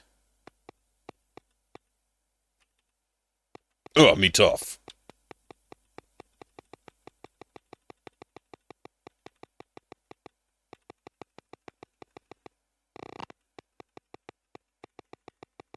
Gotta explore Lord British's castle in full.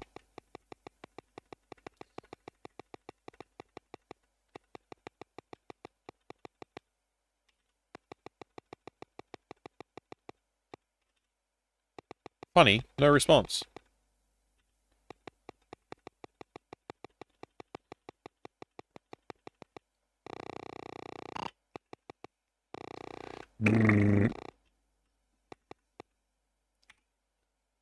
Oh, I meant to say enter. Port Boniface. Boniface. Lord Britas. Town's a lot bigger in 2. They are, actually, yeah. Home of Lord England.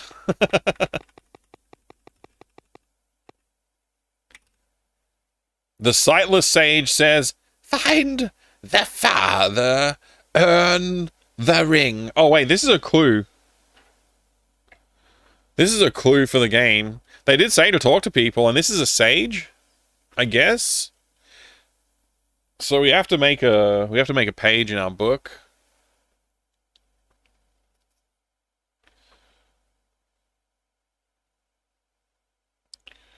Okay.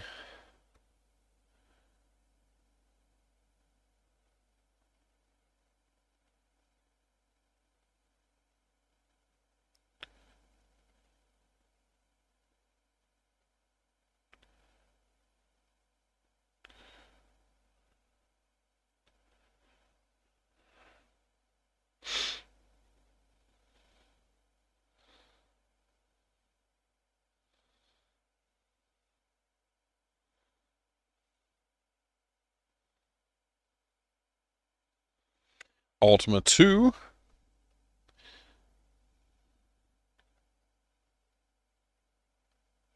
Ultima 2. Let's put some notes. What did the guy say again? I already forgot. Let me just see if he says it again.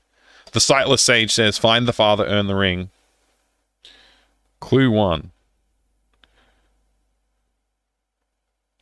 Find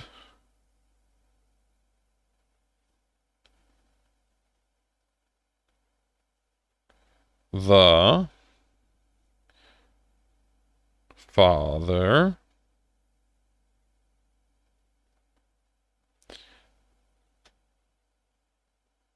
it's all one sentence, but the E is capitalized in earn the ring. Earn the ring. And the R is capitalized too. Whoops, I've just done a lowercase r. Undo.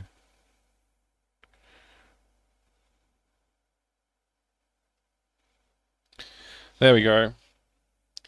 Kind of says king, almost. But I'll know it says ring. Man, Ultima 2 is a great game. Once you learn all of the practicalities of the problems in the game. That's not cursive. It's what I like to call handwriting, Alex. You might try it someday.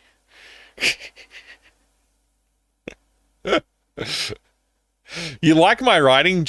I'm not sure how to say your name. Huazam?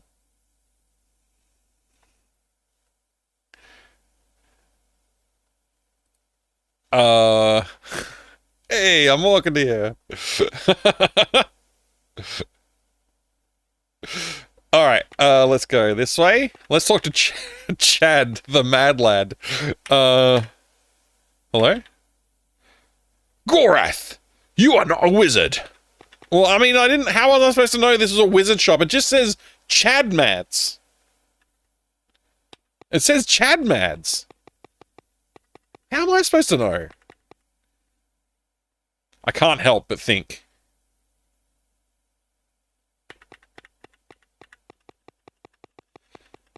Man, I said ice, and I was thinking, oh, cool, but I forgot this. We were in Boniface, or whatever, however you say that words. Are those men trying to fight me? They seem to be following me.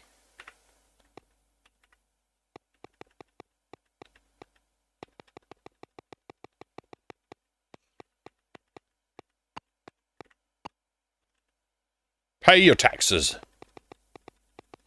MC. McDonald's? Do they transact food here? Is this clown's name Ronald? Ronald McDonald sings, "Try our new ride through." This is so dumb. Oh, me tough.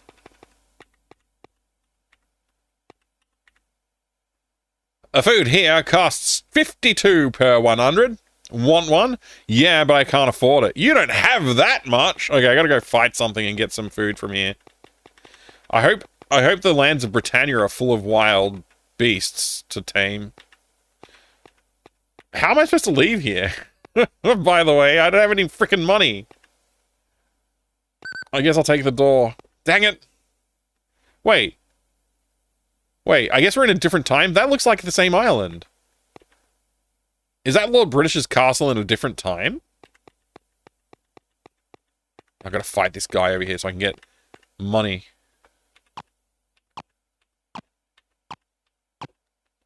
Bro, don't run away from me. I'm gonna kill you. 15!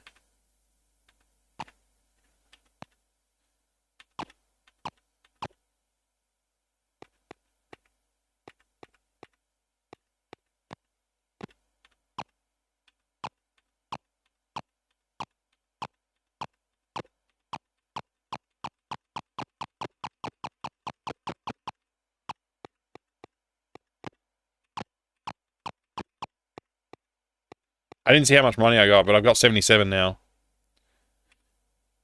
Town Linda.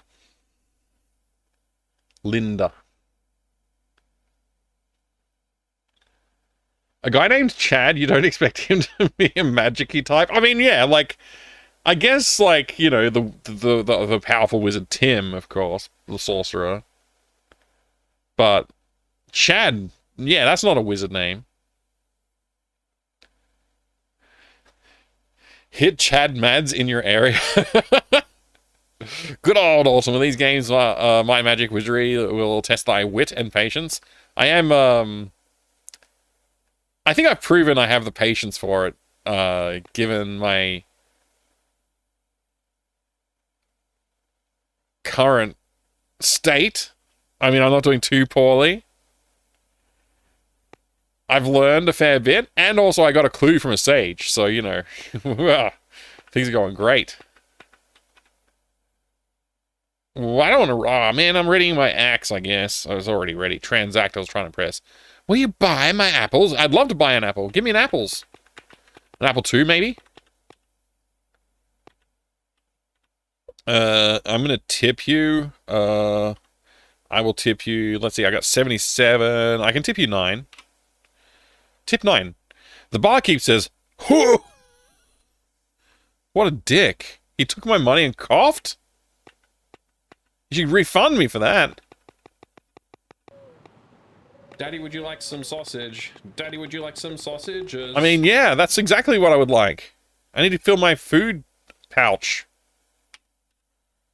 Will you buy me apples? They keep on claiming they sell apples, but they don't. They're all lying. Hey, this is where I originally got my armor and weapon. I don't think there was a food stores in this town.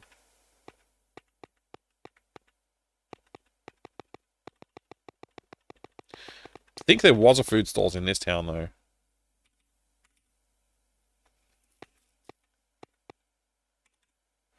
Psst, wanna buy a watch?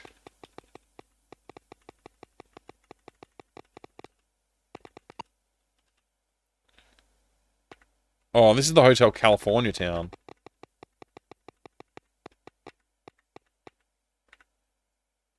Yes!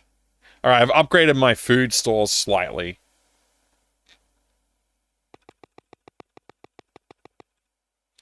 Alright, I'm pressing Q to save my game.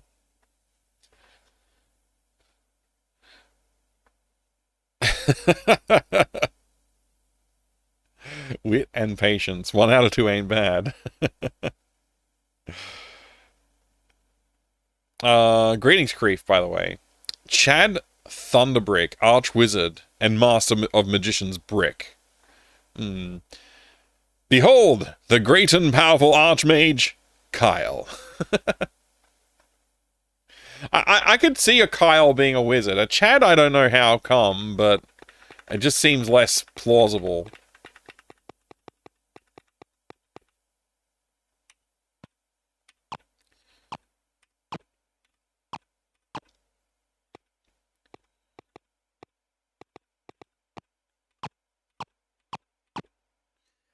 Killed him. Look at my XP's going up. I'm still a 0 level dwarf. Oh, wow, look, I got boots, unks, green idols. Sick. I don't know what to do with boots and green idols.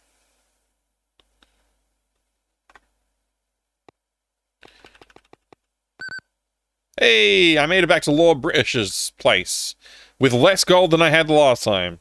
Great. Port Boniface. Bonifice. What's on the right-hand side of this village? Weds while you wait. What the heck, man? I don't need to get married right now. McDonald's, hilariously, McDonald's referenced. Wait, how do I get to the boat?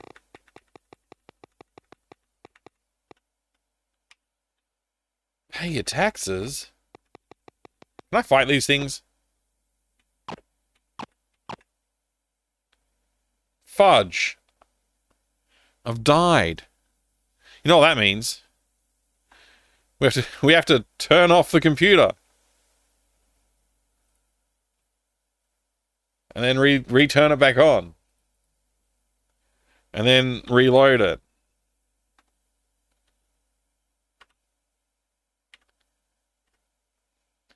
And then set up the video capture again.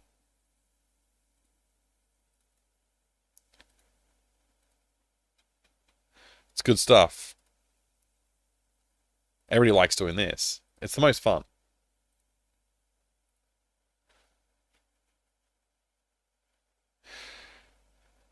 P to play. Alright. I saved not long ago, fortunately.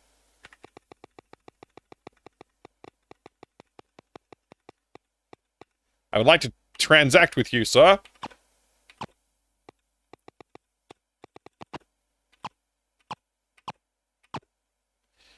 Nice. I guess I need to just hunt around and find some more dudes to kill.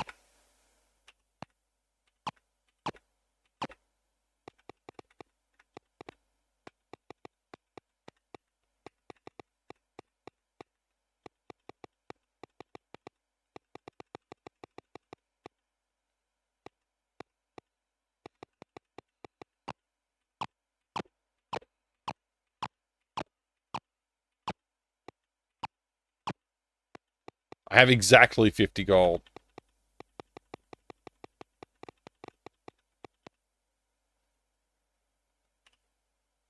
I keep trying to transact it to enter the town. This place has food, right?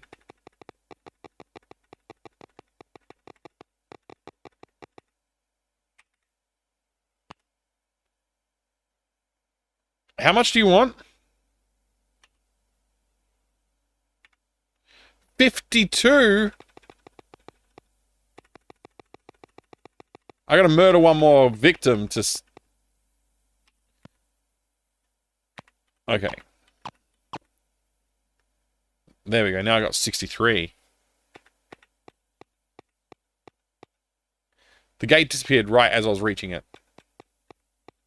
I'll fight this orc.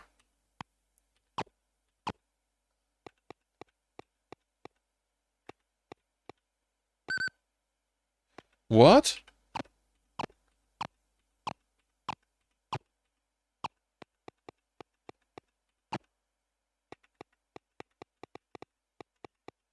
Oh, that's one of the guys that paralyzes your legs.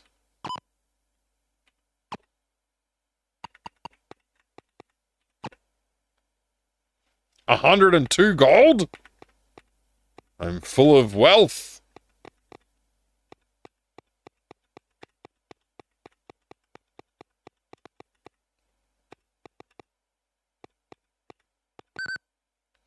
Not here again.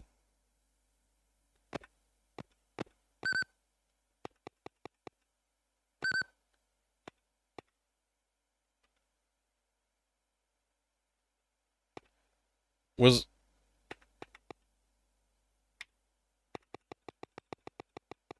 X Road.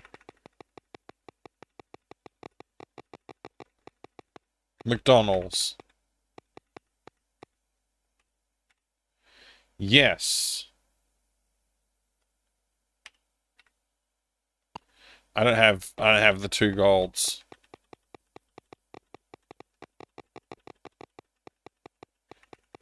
But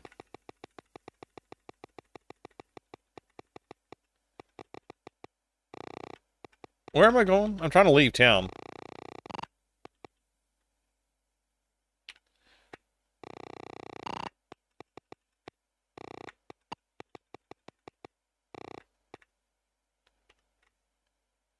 All right, now I have no golds, but I have look at all my health. 669, nice. Ho ho ho.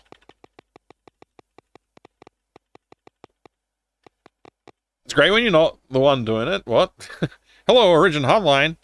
Have you tried turning it off and on again?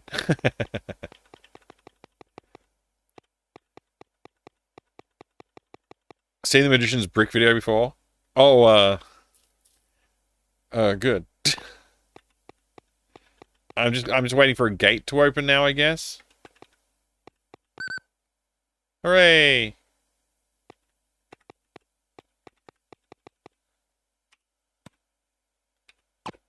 I have to talk to more peoples.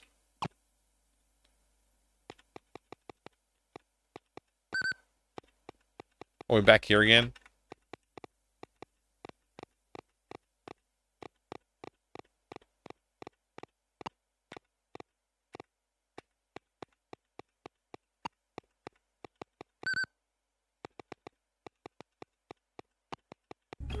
I can't see! I also can't see. Welcome, everybody. Thank you very welcome, new follower. There you go. I have anonymous follows on the channel. Thank you very much for the follow. I appreciate it. I'm having a good day today, too. Did someone say X-Road? I did say X-Road, the popular indie game about places that were previously roads. Maybe. Maybe that's it. Another prediction from Richard Garriott. Look at all those idiots on islands over there. I wish I could get to the islands. I need to get a boat. I need to buy a boat. Is that a boat that I can buy, or are they just attacking me?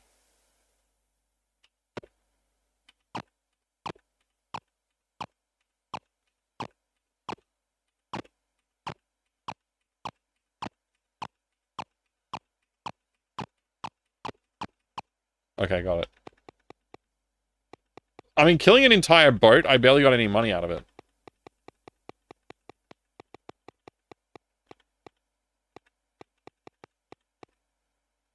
Hey, Beard. X-Road, tactical street action? The manual told me I should try and talk to orcs, but so far I've never had any response. But I'm going to continue to try it, I guess. I have exactly enough money left for a food.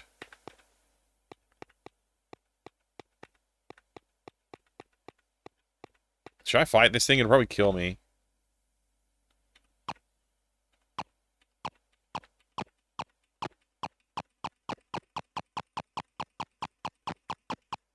It's running away. I can't even chase it. All that, I got 1 XP and 15 gold. Seems like it's not worth the time.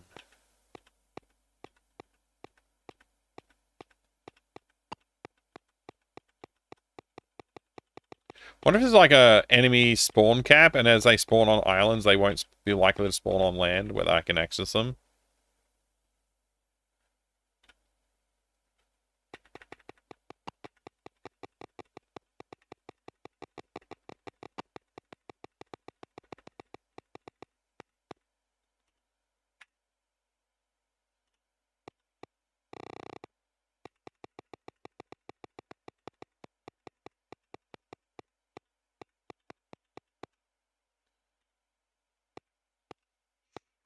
Is there people I can talk to here that will be helpful? Take out the trash. John Mayer.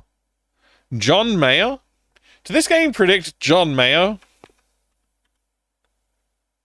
Jerry Mayer proclaims, "We know small computers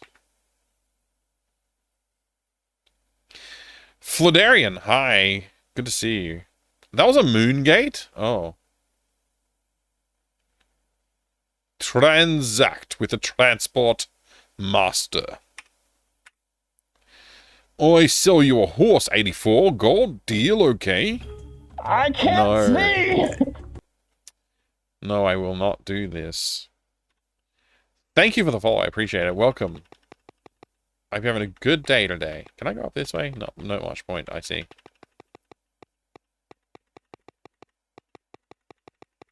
Is there like a lord in this town that I can talk to?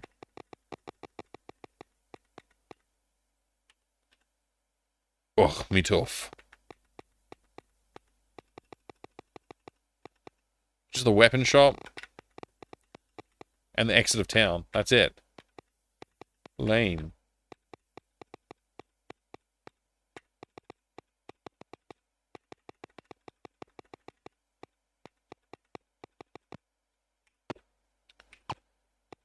Killed him. I'll take on this guy, though. Thief stole something? That's a thief, huh? What did he nick? I've still got my axe and my chain.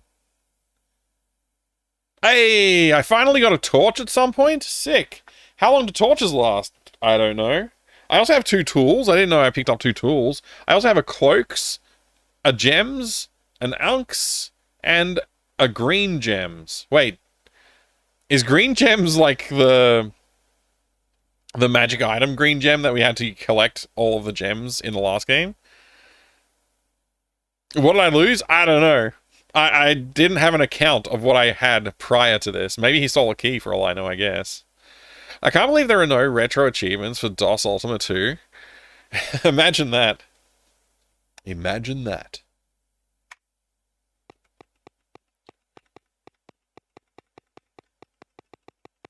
I wouldn't mind some achievements though.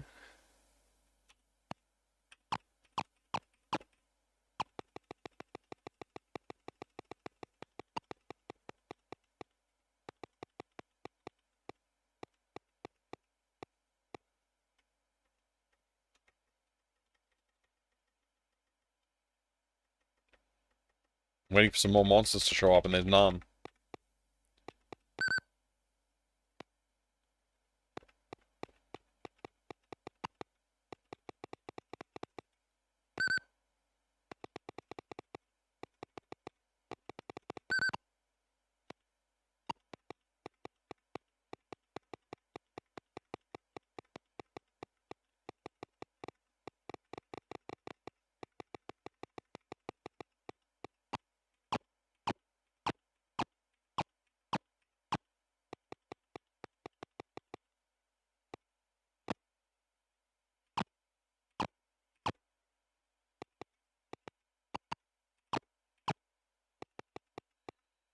What now?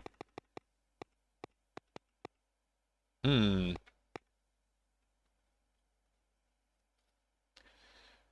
have to take 4 sets of damage to get across this thing. My food runneth low. I have to take 4 more damage to get back, so hopefully there's a gate over here. A transporting door. That shows up over here sometimes. Look at this gosh darn mountain range, man.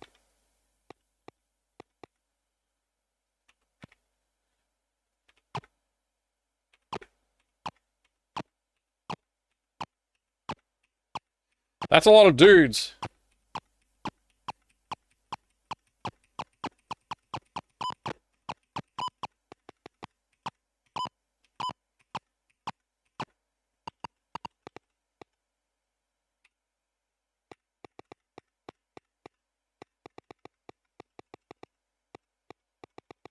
Magic shop, clergy shop, Baradinsstown. Baradinsstown. Maybe I can find the father here. Maybe that's the father there. Maybe he's wandering around. Wait, the father's probably a priest, right? Cleric says, believe! The deli?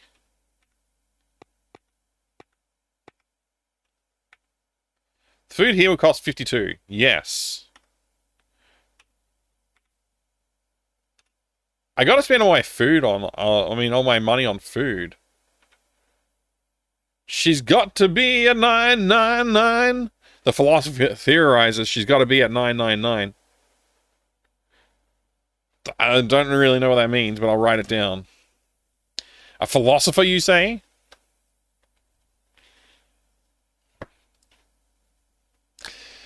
Saw someone playing Dragon Quest III earlier? Yeah, it seems the Japanese devs really liked Garriot's little game and made their own version. Oh, interesting. Interesting. This is my second clue that I have found. 2.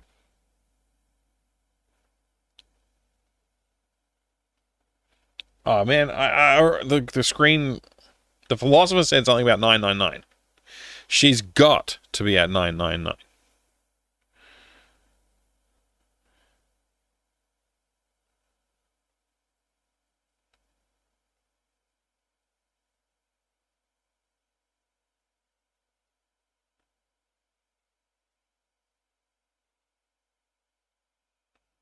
Nine. I mean, she is probably Minax. I'm guessing that's where she is. It's probably got to do with the space coordinates, the Zappo and Wacko and Dot, or whatever they are. I forget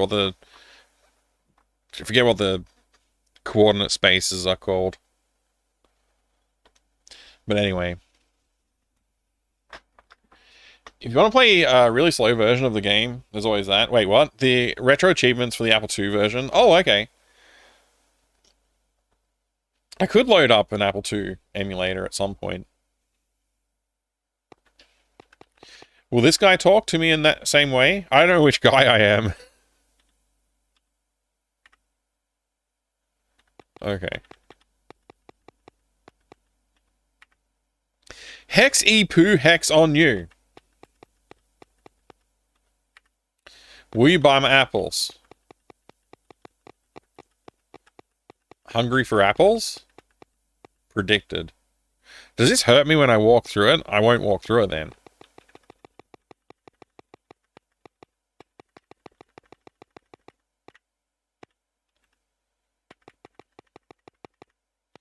It's just the edge of town, man.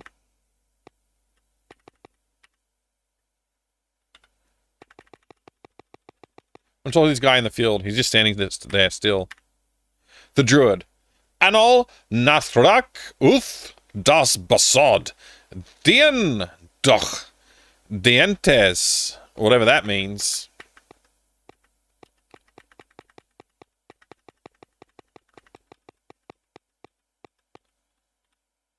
Believe? I'm looking for the father. Transact south. Gorath, you are not a cleric.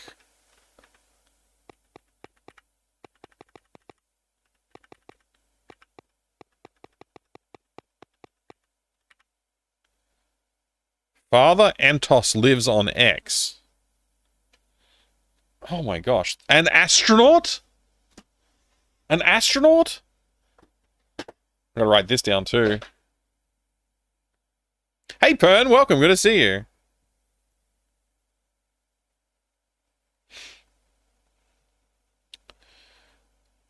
Father Antos lives on X.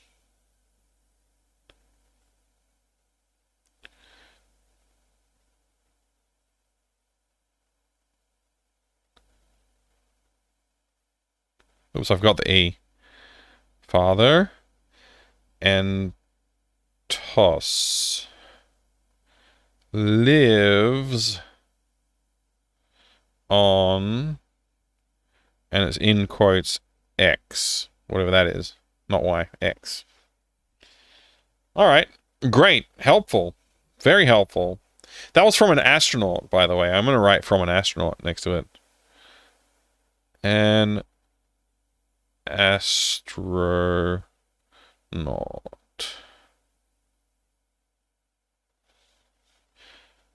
And the other one was a philosopher.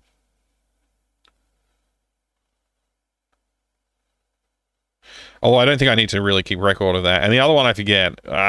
Sage. It was a sage. A sage.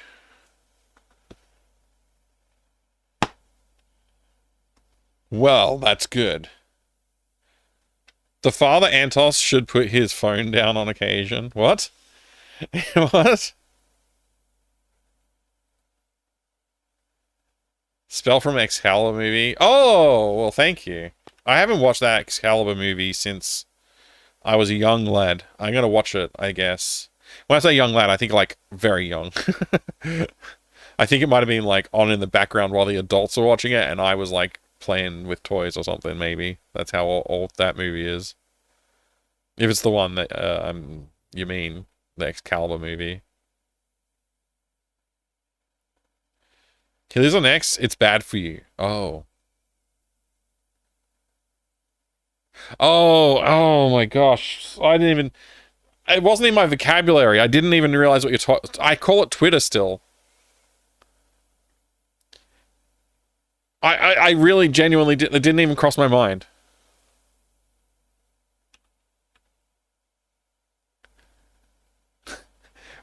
What? An astronaut claims there is a Planet X. Okay. Fine, I'll write that down too. I'm starting to suspect these clues are maybe not as useful as I think they are.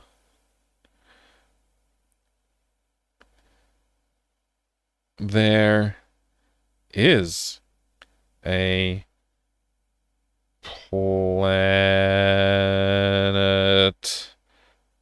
X. Great. Also from an astronaut.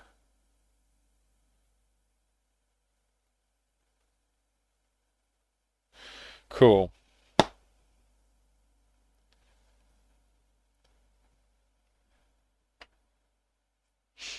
Okay. Let's get out of town. We did learn some intels, but I don't have a spaceship. So if I'm supposed to visit the father on Planet X, I don't see how that's actually going to happen.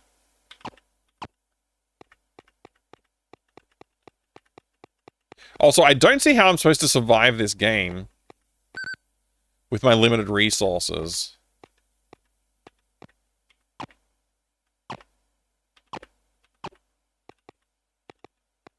She's gonna run away from me, then come back and die. Oh, this place again. Saved by idol? Holy crap, sleep cell saved by idol? Do I still have the idol, I wonder? Or does it get used up when I get saved by it?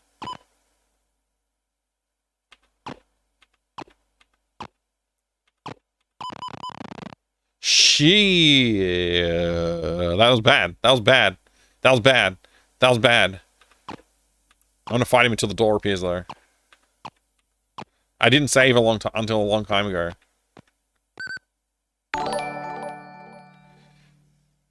Oh my gosh. I can't believe it's that time again. I can't believe 52 months, that's like a lot of mlims. FMM Doom Browse. So many FMM Doom mlims. Browse. FMM Doom Browse. FMM Doom Browse.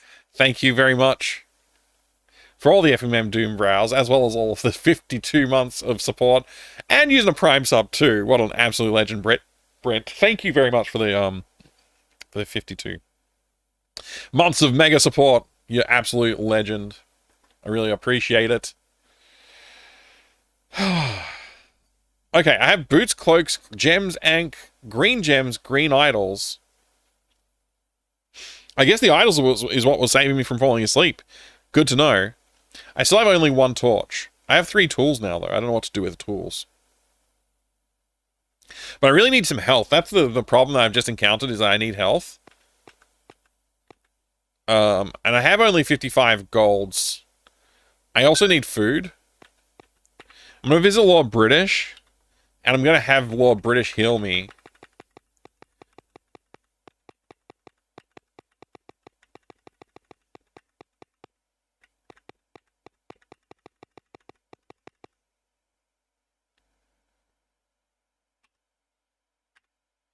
Okay, I got a little health back. 300. Good stuff. Now I need to go earn some money. I feel like maybe I need to kill everybody in this town.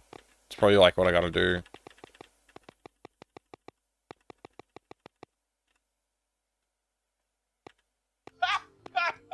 Oh boy, we're having fun now! We're having so much fun.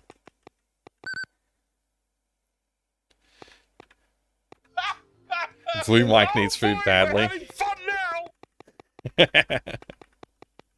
This is actually... Like, now that the game... What the hell are you? Are you some kind of demon? Oh boy, we're having fun now! Wow. Thank you for all the fun, everybody. I'm glad you're all having fun.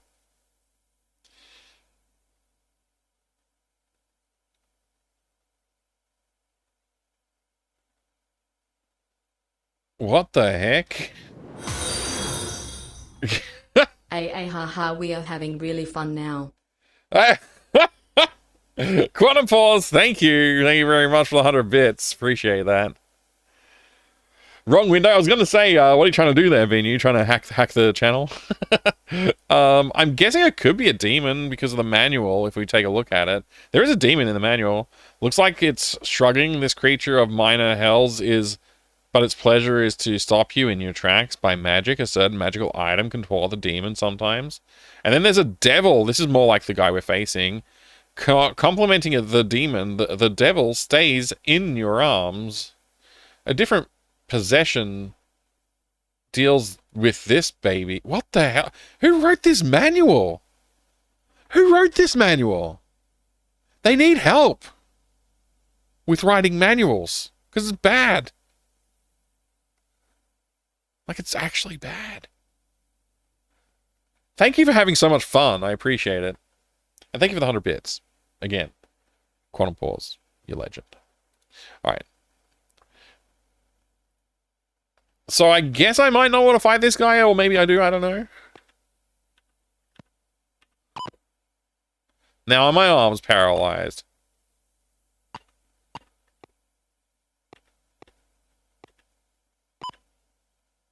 Saved by magical cloak.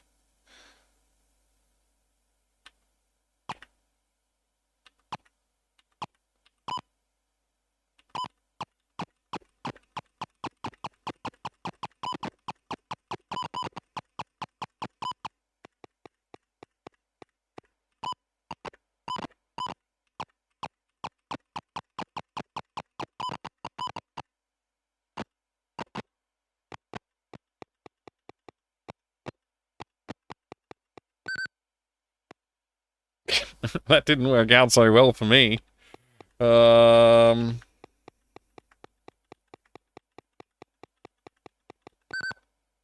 boy.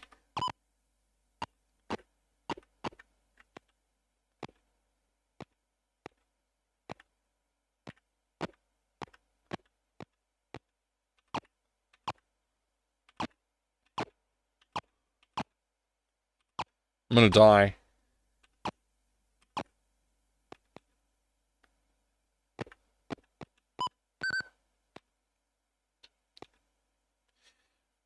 I've only got 15 golds, man.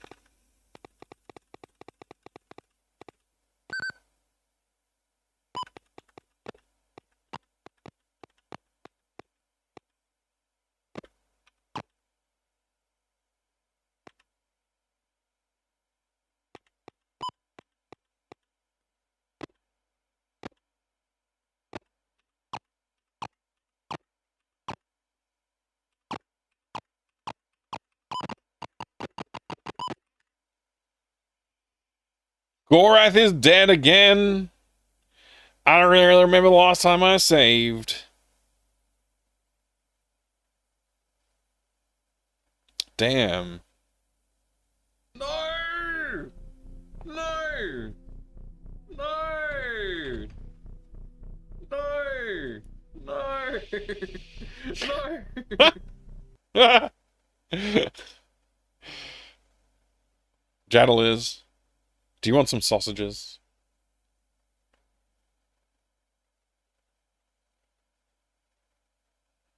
Well, we died. Again. So that's good. What? Yeah, why? Maybe we should play something else for a little while, you know? Like, it's getting a little bit dark in here with all this death. Gotta figure out where we're up to, though.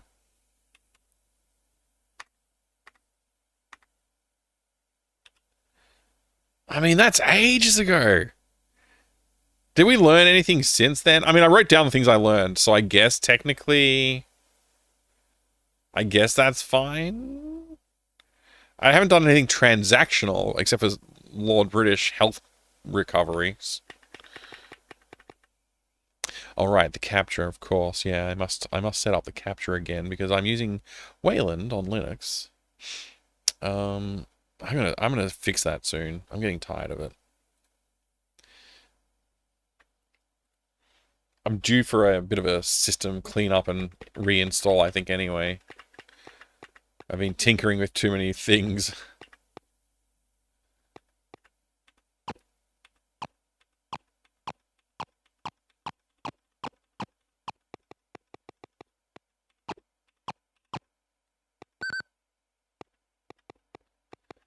This lands is not so good lands, isn't it?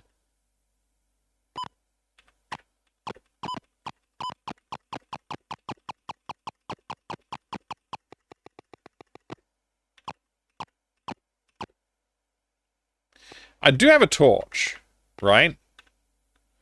Yeah, I have a torch. Oh man, I no longer have the green idol, so I'm not going to be protected against whatever it was, but I now have blue Teslas. Teslas, whatever that is. Dynamics rocks. Hi, good to see you. C drive, dir, W, delete, window. Yeah.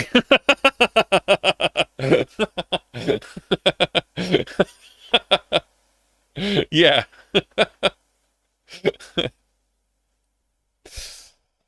Getting done with all this death. Let's play some Doom. Oh, man. Welcome, Dynamics. Is your name Dynamics after the very amazing and awesome game development studio out of Sierra named Dynamics? With the likes of Jeff Tunnell, the legendary developer and designer of video games.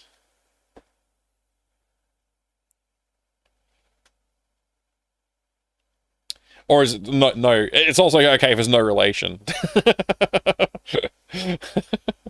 I do have torches. I just forget how to use them. I gotta look at the freaking manual. It's probably like I for light torch or something stupid. Oh, it is. It's I for ignite torch. Damn it. Dynamics was my DJ name, but yes, I worked for Sierra in the... You worked for Sierra in the 80s too? That's sick. That's awesome. That's so cool. Man, DJ name. That's awesome as well. Oh man. I'm all a flutter now. That's pretty exciting, actually. That's pretty cool. I did not work for anybody in the 80s. I won't tell... You know.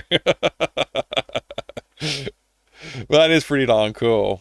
Thanks for working at Sierra and making some cool stuff, I'm sure. Or helping them make some cool stuff, wherever it was that you were doing there. Spinning those discs like a Wilco. Hey there, Harold Dance. Welcome. Good to see you. Wait, does that mean you can confirm for us that BB Wall... Oh, maybe, Serpents, although I don't want to... We shouldn't pander and annoy anybody in the chat, but it would be interesting to know what BB Walls stood for. But I think BB Walls was I guess, late 80s, right? BB Walls, with the Police Quest games, was probably late 80s. Did not actually work for Sierra. Oh, you're just trolling me. Well, that's good. I'm glad you had a DJ career, though.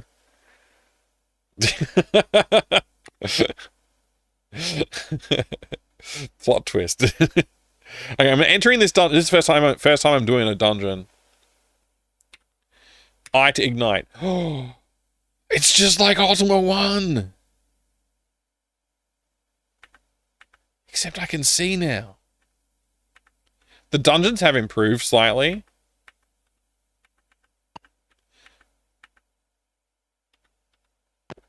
What's happening? The enemies look so much dumber!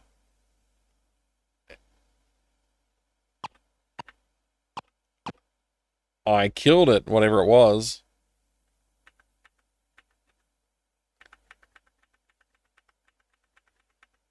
What is that? Oh, what? How do I unlock the chest, man? U to unlock and O to open, neither of those are correct anymore. Yeah, U is only for doors now, apparently. I could yell. Offer, okay, yeah. Magic, launch, climb, jump, ignite, hyperspace, get. Do I press G to get? I got a chest, it contains gold? G to get does something in this game? Imagine that. Imagine that. I'm actually lost now, so I hope the torch doesn't go out anytime soon.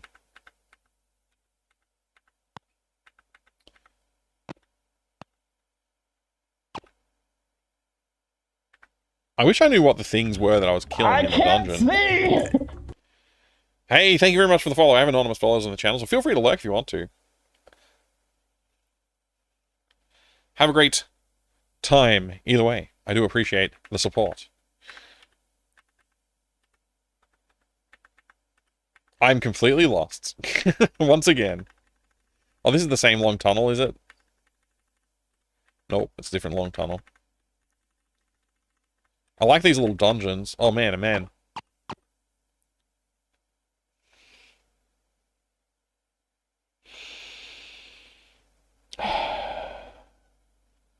So this is also a turn your computer off and start again situation, isn't it?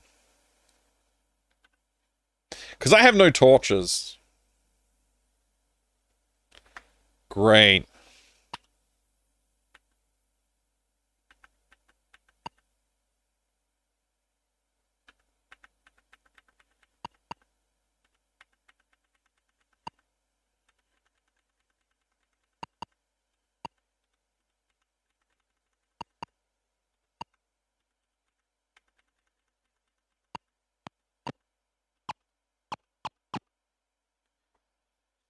Please tell me you dropped a torch.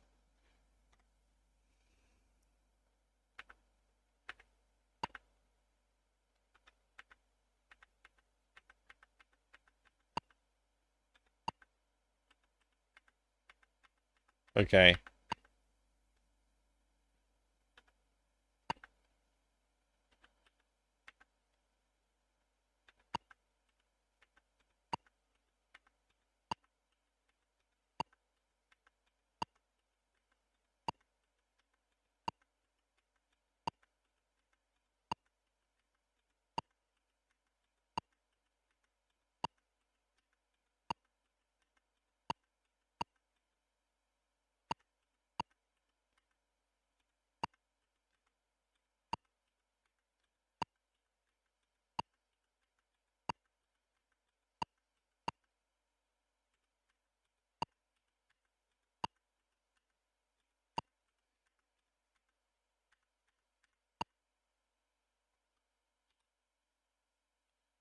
Hmm.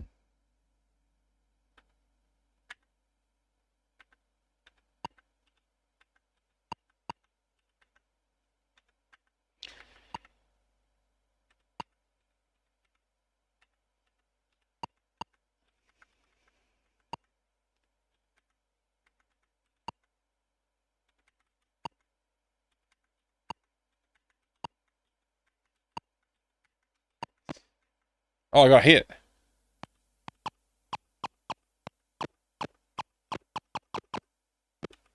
I died. Ah! That's the death sound. That sucked. That sucked. I hate that you gotta have torch supply. I couldn't even find a place to buy torches. Surely somebody sells freaking torches in the game. They're such an important resource, but you just have to randomly pick them up when you kill some random dudes. This is not cool. Damn it. G to get torch, I wish. Should have eaten your carrots? I mean, Richard Garriott made the game. I didn't. What DOS games have you played on stream? Which are your favorites? Wow, this is a big question. What games have I played on stream? I've been streaming since forever ago. Like 5 years last August. I played many a DOS game. One of my favorites is The Dig by LucasArts. One of my favorites is Quake by id Software. Yeah, there's a lot of video games. I've streamed a lot of amazing stuff. I've streamed some bad stuff too. I do like Loom. Loom's pretty good. Loom was a great game. I enjoyed that a lot.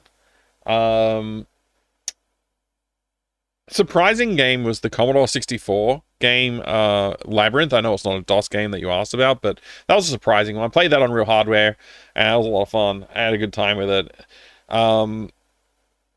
Mike's played at least 2 DOS games. It's true. That's a fact. I've played at least 2. It's a green screen. He only owns 2 games. Yeah, don't tell anybody my deep, dark secrets. Gosh. Fable, of course, was amazing. Point and click. You played as well. I mean, I did play it. I didn't finish it. I got annoyed by it for some reason. I forget why. I was intending to go back and finish that game, but I never did. I was trying to play it without taking any hints. Yeah. You mean the masterpiece of fantasy storytelling from LucasArts' Brian Moriarty? Why, it's an extraordinary adventure with an interface of magic, stunning high-resolution 3D landscapes, sophisticated score, and musical effects, not to mention the detailed animation and special effects, elegant point-and-click control of characters, objects, and magic spells. Beat the rush. Go out and buy Loom today. Thanks, Two Dope. The feeling when Retro Achievements tells me that my Super Mario Sunshine disc isn't supported for achievement. What? That's crazy. You have to buy the Japanese version of Super Mario Sunshine. That didn't come with the console. Oh my gosh. Quake is so good. I played the Quake remaster a year or 2 ago and it was excellent. I'm glad you enjoyed it, also. It's a great game. Even Quake 1 is still so much fun. Quake 1 is like probably my favorite. Yeah. In the entire series. What else have I played that's cool? I mean, I played so much cool stuff. It's like, it's actually hard to remember all the coolest things that I have streamed. But some games were just like so fun. It's just the sheer volume of games I have streamed is it's a pretty long list. I'm trying to think. I am trying to think of other ones I could call out as like, hey, that was a really good DOS game experience. You know what? Played Arena for the first time. I'd never really... Oh boy, we're having fun now! Thanks, Serpents. Some games were not so... were so fun, like Corandia 3, yeah. Yeah, Corandia 3, the monstrosity. Go find us a cool box. Okay, Spaz, I'll go find a cool box. Yeah, Arena. The Elder Scrolls Arena, the first game. I had not played that. I had started my career of Elder Scrolls gameplay through Daggerfall, the second in the game series, and I played everyone since, except for I haven't played through Redguard yet. I gotta play through Redguard, and also Battlespire. I did play it, but I never like completed it. I don't even know if you can complete it. I'm not sure. I assume you probably can. Anyway, yeah, Battlespire. That'd be pretty cool to play. But Arena was one of the ones I played through on stream that was really quite fun. Also, I think Betrayal at Crondor is pretty darn cool RPG as well. Played a ton of cool point-and-click adventure games, of course, like Sam & Max Hit the Road. That's pretty amazing. Day of the Tentacle. That's pretty good. Yeah, I don't know. full throttle. Quake 3 Arena greater than Elder Scrolls Arena? Depends what you're looking for, I think. They're different enough that I think they can both be amazing. Mostly play Quake with a newer OpenGL engine, but sometimes it's fun to play original DOS version too. Yeah, I like that as well. Herbal.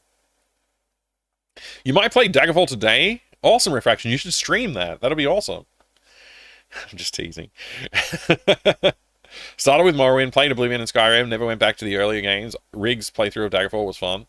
Yeah, honestly, Daggerfall is like, I think, the superior game in the entire series. Like, in terms of like sheer size of the world, it's the biggest world.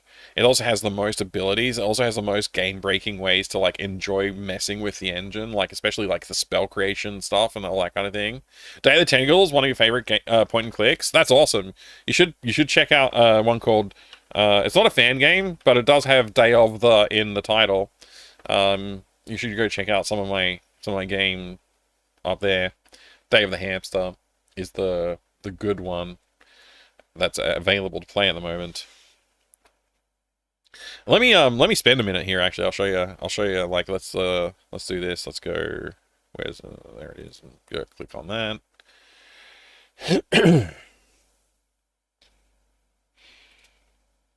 We've been working on this game. Close your eyes if you don't want to get spoiled. I guess I'll go to here. There you go. So there's a. This is like part way through the game, so I won't spoil anything in particular. There's like a little rat over here. You want to get some dog food. You try and get the dog food. The rat screams at you. It's very annoying. Silly rat.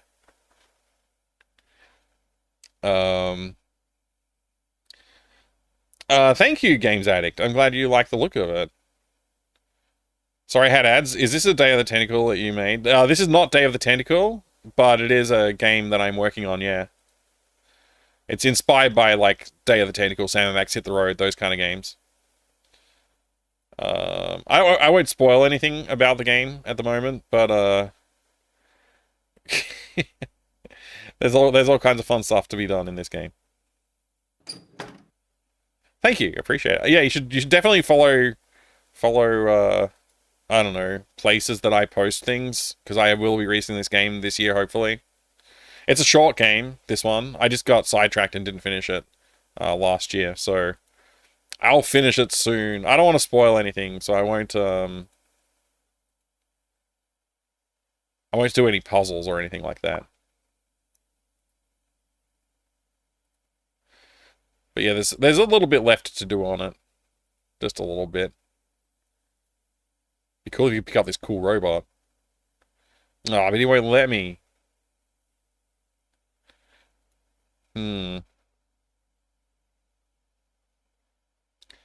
Lord Spacehead is my favorite character from a short-lived animated series that got cancelled when they found out the creator was mingled with aliens. Wow, that's weird.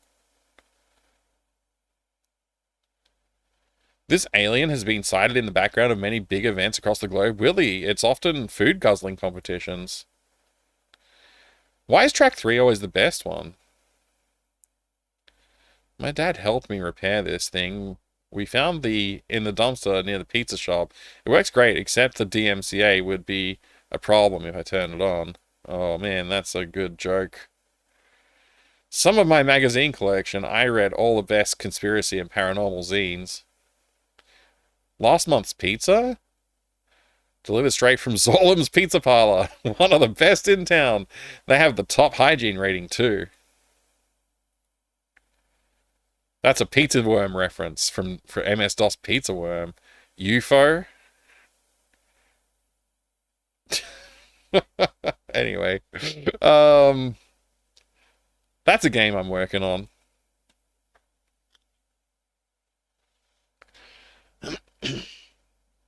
I'd say hugely inspired by Day of the Tentacle. Great art style. Oh, thank you. It's, yeah, I've been learning the art style specifically. But yeah, it's, I very much like try and do things inspired by like Day of the Tentacle and Sam and Max Hit the Road with that series, which is like a completely new experience for me, working in that art style. Let's see if I press that button, and then I mean we have to close the game again. I might as well just like play something else for a little while because I'm kind of like, it's not that I don't enjoy playing Ultima 2, but I don't enjoy the process of setting it up and running it again every time. Like it's a bit of a pain in the butt, you know. You should check out Fractal Mind Dev. He's almost as handsome as Mike. I do stream on another channel, Fractal Mind Dev, and I also do, I have a YouTube channel where the archives go. So if anybody's ever interested in, like, the process, I show the entire process of, like, conception of the game to completion and production, like, publishing of the game, like the entire process. And then after that, I go through the finances with it as well. So,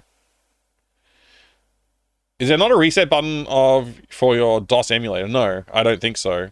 I've never seen a reset button on DOSBox. It'd be nice if there was. Have you beat Maniac Mansion NES? Yes, I have, actually. I streamed that from Real Hardware as well. That was a lot of fun, too. Yeah, Maniac Mansion I played on the NES and on the... I played the DOS version, the NES version. I have not yet played the Commodore 64 version. I will probably do that someday, because I do like that game. It's quite fun. It's a good art style, and you're good at it. Well, thank you, Deluxe Paint Tim. I appreciate it. It's tricky to... I do find myself often doing stuff, and I'm like, wait, that's not right. It's because I'm used to working in other styles. But yeah, I guess I'm better at it now. I've been working in that style for a little while now, so... I like how he keeps his back turned to the door when he opens it. Well, you know... a conceit of the game design, I guess, Spaz. What's the Bone to Pick poster about? Is that an in-universe movie, a video game, a TV series? Verge of Apathy. If you've ever played a video game called Full Throttle, which I actually take some Full Throttle inspirations for that as well. Full Throttle DOS game. Jeez. There you go. This game... The soundtrack for this game is produced by the Gone Jackals, and the album, one of their albums, which I believe has some of the songs on it, is called Bone to Pick. That's the reference. It's a bit of a deep cut. Have played it, but it was like 30 years ago. Yeah, I don't expect anybody to remember that. What are we in the mood for, Mike? FPS? Platforming? I don't know. I was thinking we could just easily load up Prince of Persia and give that a crack. I think. Right? Prince of Persia? Yeah, Prince of Persia, maybe.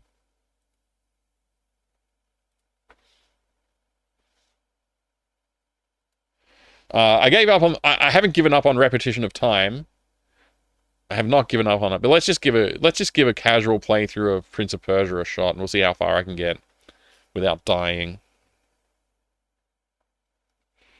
Just a second, I gotta set up the capture for it still.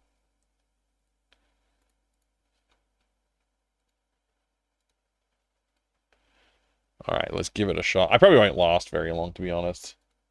I'm a bit tired. Oh wait, I gotta get a cool box for Spaz as well. Let me grab that right now. I'll grab a cool box.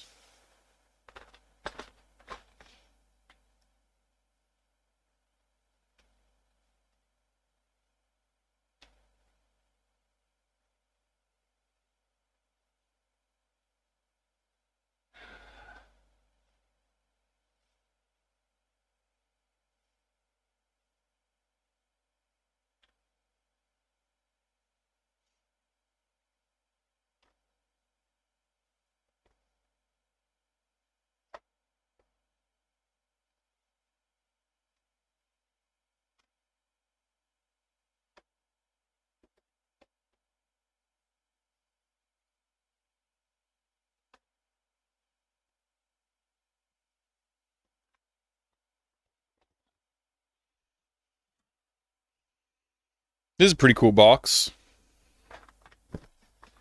LucasArts Collector's Series. Full Throttle. Motorcycles, Mayhem, Murder. A Heavy Metal Adventure. By Tim Schafer.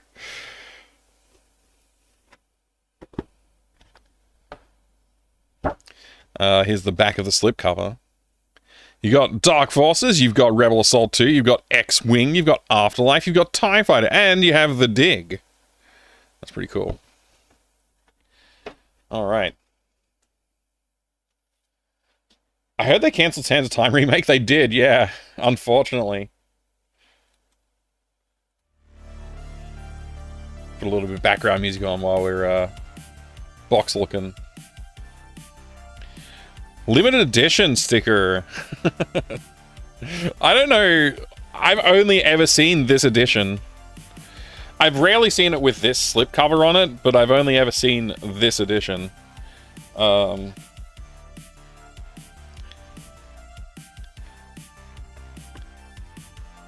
Man, it's so cool. Motorcycles, mayhem, murder. 1 minute you're on the road, riding. Not a care in the world. Then some guy in a suit comes along and he says he's got a deal for you and your gang. But when you come to, you've got a lump on your head and the law on your back.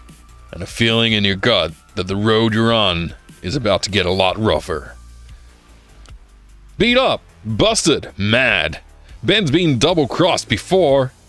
But this time, they messed with his gang. They trashed his bike, and they're about to come back for more. Chainsaws, tire irons, semi-trucks. Everything's coming after Ben at once. Trouble's riding his back so tight it makes the leather squeak. Good writing. He's got to outfight it, outsmart it, outrun it if he wants to survive. Suits, cops, minivans. The society that cast him out long ago wants him back, dead or alive. A faceless legal system wants Ben for murder. A greedy executive wants him for money. A mysterious woman wants him for revenge. What they're all gonna get is up to you. Blow your mind with butt-kicking graphics and brutal puzzles, and a head-on collision of action and adventure. Blow your speakers with a movie-quality sound and a full digital score featuring the Gone Jackals, an authentic hard-hammering biker band. Blow your money on another game, or kickstart your computer and go full throttle. That's pretty cool. That's pretty cool back of the box. Have you played the all the Double Fine games? Yeah, I think maybe not all of them. No, I haven't played all the Double Fine games. I have played many Double Fine games, though. Missed This and Grim Fandango, Sam and Max. Yeah, they were all good. Grim Fandango was way longer than I thought it would be. Here's the catalog. Look at that Dig poster. That's pretty cool. Big advertising for the Dig.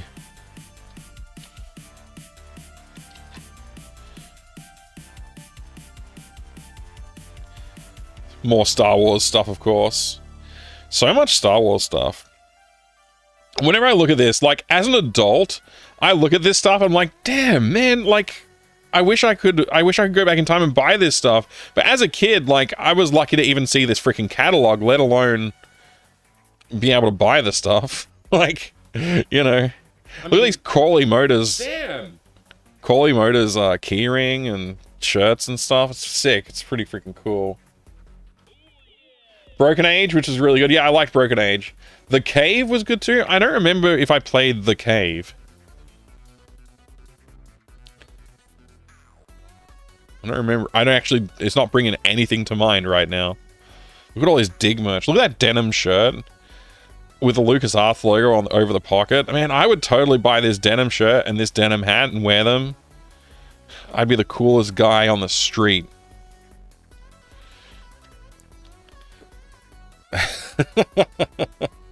Have you seen the Stargate point-and-click game? I only found out about it yesterday. Unless there's a new one. I did see one that was like an adventure game studio somebody had made a long time ago. Like, I don't know how long ago. It was old when I found it, and that was a long time ago. And it got abandoned as far as I could tell. Would you get the Dig tattoo? Probably not. I haven't got any other tattoos. If I got a tattoo now, I'd probably get something a little bit more meaningful to me, like personal. But the Dig, maybe one day I would eventually, if I started getting tattoos, it might happen eventually, but certainly not as the first tattoo.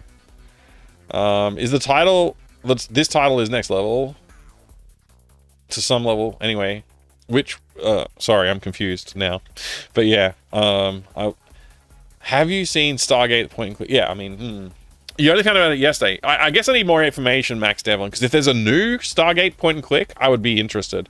I've always wanted to make one. Actually, what I've always wanted to make is a Stargate in the style of Deadly Games. What's it called? That's right? Deadly Games? No, is that what it's called? Something? No, Deadly Games is the... Why can't I remember? Whatever. How about an Ultima tattoo? No way, they haven't earned a tattoo.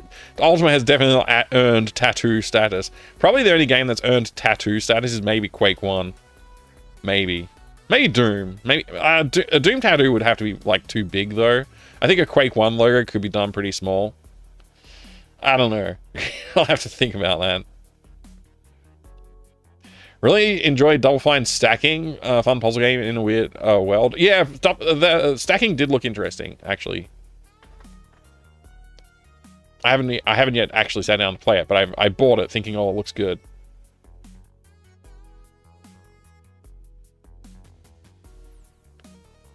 Stargate game where using the portal keyboard is the cover protection, mailed separately. I think the Adventure Josh is referring to the stream title. Oh, right, yeah. Stream title, Revenge, the bad program we found along the way. Yeah.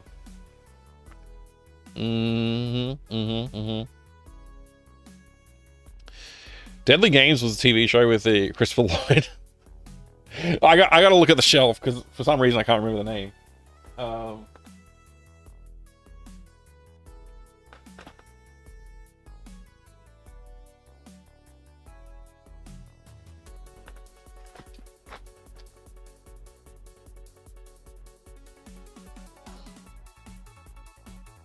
Sorry, I forgot. I forgot the words Jagged Alliance for some reason. Jagged Alliance, Deadly Games. Yeah, Stargate in that style would be sick.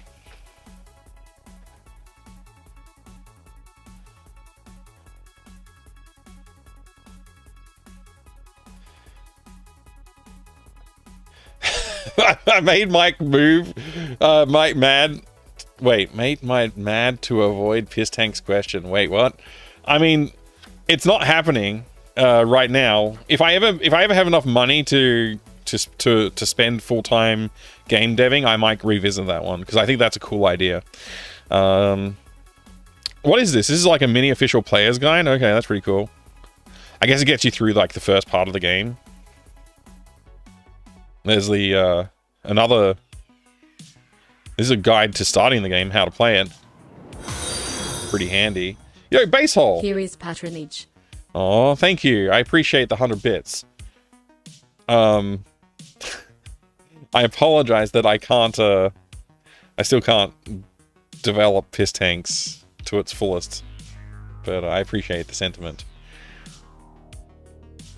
Close enough, my brain don't work good either. It's like getting pretty late is the problem.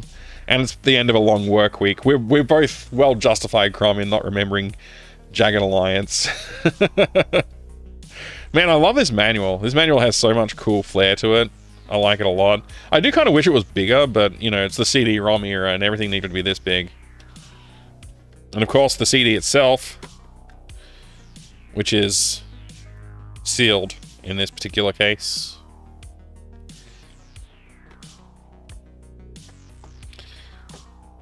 Alright, put it all back in the box.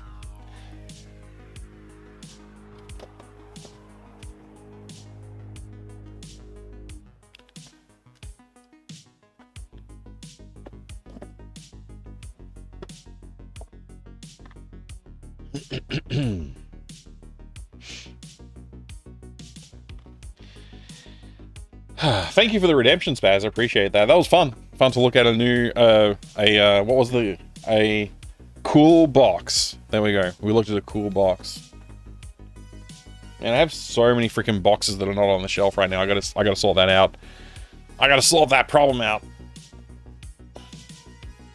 Can link the YouTube video? Yeah. Go for it if you want.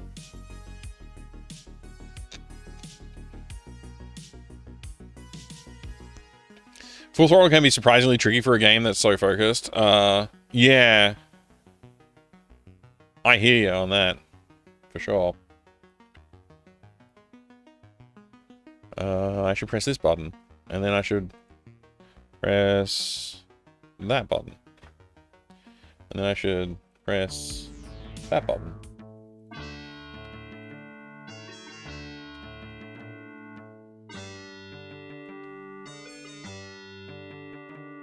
It looks like it. 2005? Yeah, that's probably it. It looks like the right graphics for it. Did it get finished? I seem to recall it wasn't finished at the time, Max Devlin. Do you know if that one's finished? You know what would look good with that nose ring? The bar. Alright, let's play Prince of Persia. Without dying, hopefully, but I probably will die in like the first 2 levels and then I'll go to bed.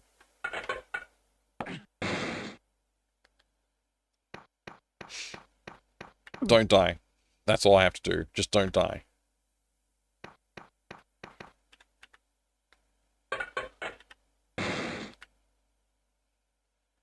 Prince of Persia. Did you take a normal work week and push it through a die to extrude for a long work week? Oh my gosh. Base hole. Yeah, that's exactly what I did, of course. I mean, how else do you get a long work week? It's the only way. Inside Out, hey, good to see ya. How you going? Oh man. I did all that work for nothing.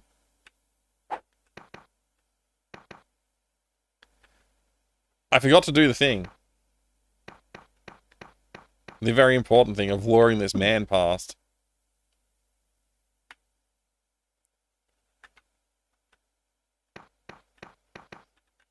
It's been a while since I've played this.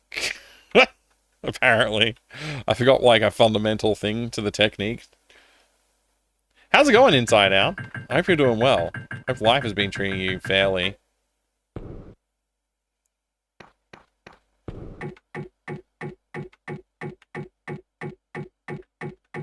Torn between the Fallout 1 manual, which looks like a survival manual. Yeah, that does look pretty cool. I think that might have been the inspiration for the manual in Stalker as well, maybe, a little bit. The manual in Stalker kind of has that vibe. Hey! Welcome, Sishiba.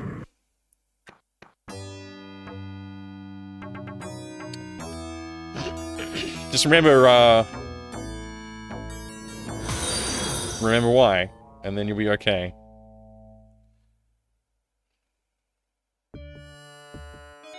Good, good. Not sure if the Stargate game got finished. Currently can't find any info. Yeah, it was... I found it a long time ago, and I thought, oh, this is really cool. Turned out it didn't seem to be finished at the time, so I just sort of gave up and thought I'll come back when they finish it, and I never heard anything else about it, and I have no idea if they ever did work on it again, even since the last time I looked at it. Oh no, not eye problems. They're the worst. I've known a lot of people, especially in recent years. I don't know why. A lot of eye problems. Very rough. Hopefully that gets sorted out for you soon, Inside Out. Starting to get a little better. That's good to hear. My sister lost sight in one of her eyes. It was quite a dramatic thing, actually, at the time. Oh man, I almost died. Well, I don't know if I would have died, but I certainly would have taken some damage there. Is this Ultima 2, the Prince of Persia? Yeah, you know, Ultima 2, it kept killing me, so I had to take a break, you know? It kept doing things that didn't feel very fair. Damn it. Damn it, guy! You're not supposed to be this good at sword fighting, you're supposed to be one of the silly ones. There we go, come on, just, yeah, that's it. Could not see in one eye, that was scary. Yeah, man, wow.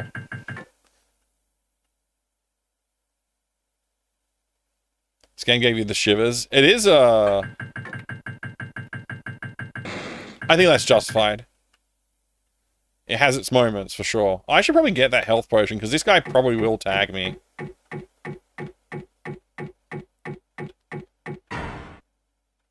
I don't know why I'm moving the way I am. My bad habits are creeping back in. I haven't played, blah, blah, blah of time for a little while. Whatever it's called. Something of time. Repetition. That's the word I'm looking for. Style points? Yeah, that's what I was doing it for. Exactly. Laser treatment. Oh, that hopefully it helps, yeah. Oh man, this guy's going for it. He's just gonna die.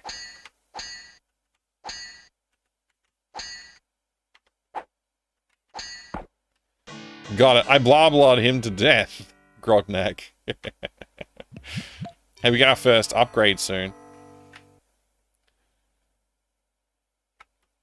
Pain sucks. Yeah. If you have eye pain, it's the worst. Because, like, what can you really do? Just, like, live with it, I guess. Oh, man.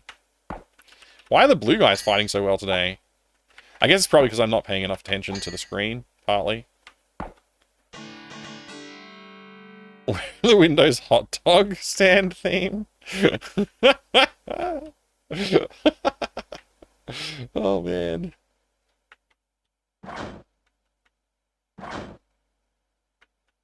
Try not to have pain. Yeah. Yeah, just don't have pain. Easy.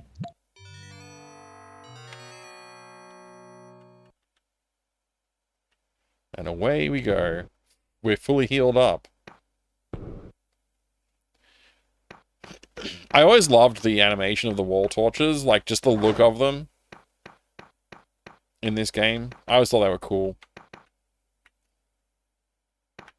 Oh, oh, oh, lucky, lucky.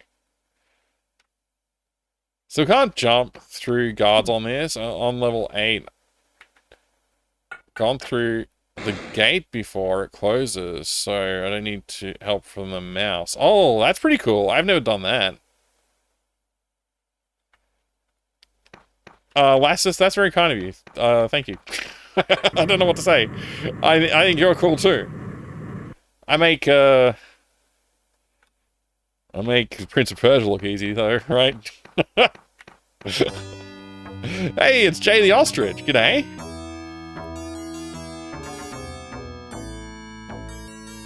Cool hand? This one? I mean, it's a bit broken, actually.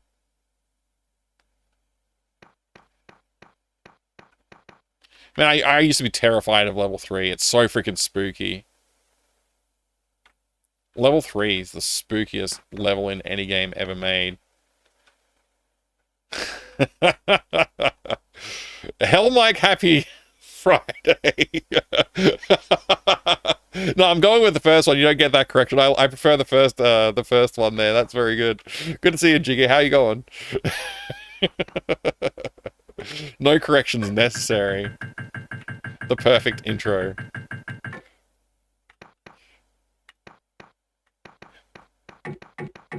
I'm gonna try and do this bit without dying again. Oh, the gate's gonna close. Friend always made fun of my playing waxed instead of was because big palms still have better skills. Hey, it doesn't matter how you play as long as you've got better skills, right? Doesn't matter where your hand is. I mean, well, let's not go there. Hell Mike when he plays Doom. If Ultima 8 had been in this style, it would have been a good game. Oh man, Ultima 8 as a Prince of Persia clone. What a story. What a story. Struggling, but always happy to see your stream. Ah, thank you. That's so kind. So kind. I hope that the struggles subside. I hate struggling personally. I think struggling sucks.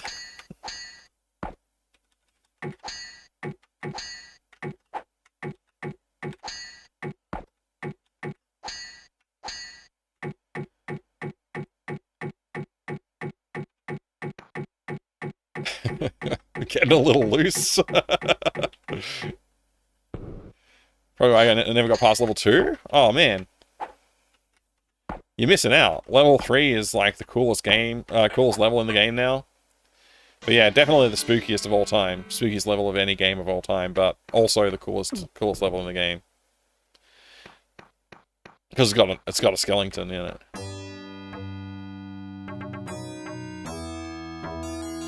I used to press X with my thumb for backwards. Yeah, oh, that feels so awkward to me. Like the claw hand, I don't know if I could do that. Spooky, scary skeletons. Knew someone at school whose name was Struggling. Like, they actually had... Their name was Struggling.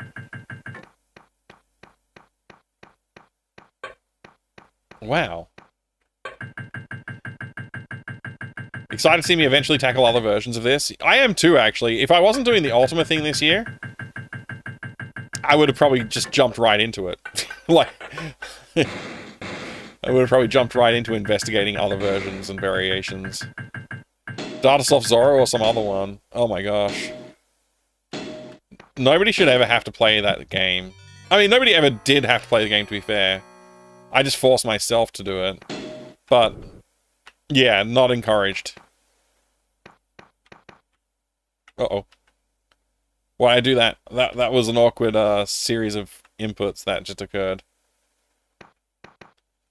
What the heck? This isn't how I normally do this section. What am I doing? Can I even climb here? I've got 50 minutes left.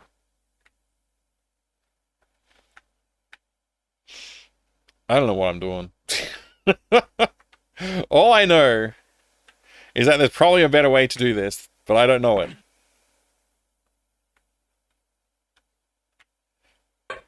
Capstone. Capstone. Yeah. Datasoft? Yeah, Capstone.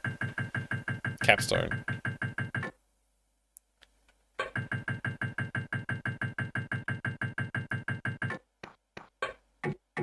This is the route you got? Yeah, I guess so. Wait, what am I... What am I doing?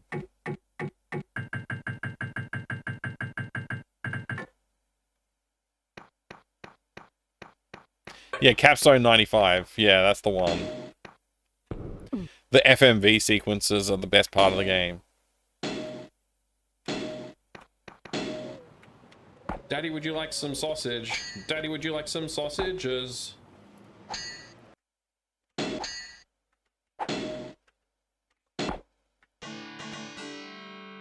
I want to try the Atari ST version of this again and see if the timing of jumps, etc. are different from the DOS, as I never completed the ST version as a kid. That would be cool, yeah. Jiggy's playing all of the variations of Prince of Persia. Yay! Yay! Oh my gosh! Yay! Woohoo! Have I made a mistake, or is this correct? I don't even remember. This man will die. Atari ST Pop is very cool, completely different, and very elaborate graphics. Oh. Looks much nicer than the DOS version, in my opinion. I'm gonna have to check it out. I mean, I've got the ST. Maybe I could even get a copy of it for the ST. Although it is quite expensive, I think, for any platform. Like, I don't think there are any copies of Prince of Persia that come cheaply these days, sadly.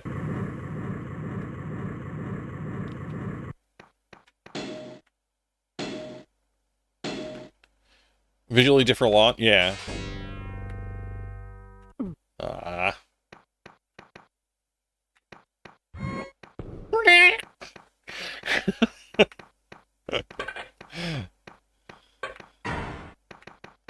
A lot of slowdown, like the Alpha 2 version, though. Huh. Look at the elaborate window design. Also, the, I guess, Persian rug style design above the doors is pretty cool as well. Like the gates, that is.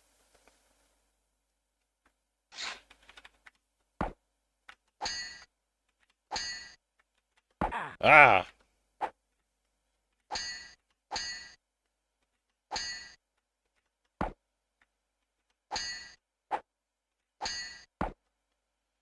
See you later, alligator. I did in my emulated setup. I have no idea about Atari ST hardware configs. Aha. Wonder how it responds to CPU acceleration. I wonder. Probably not well, I imagine. I would have to imagine. Created your bit shifted trouble.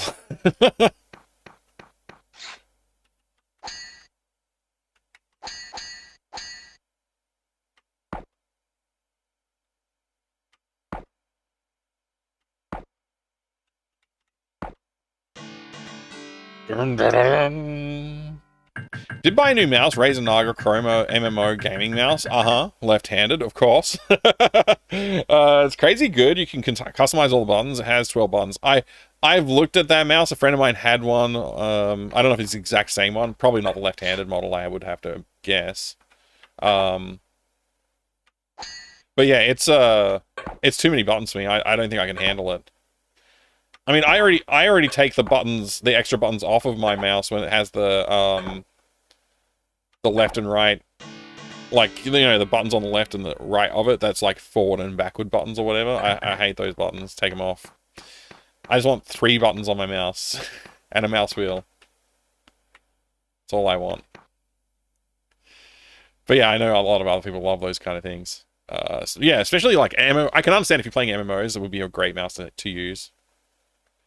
Both Logitech MMO mouses, all buttons in WoW, even use them with Control Shift and all. Oh wow, yeah, that's I guess that's a lot of functions in the game.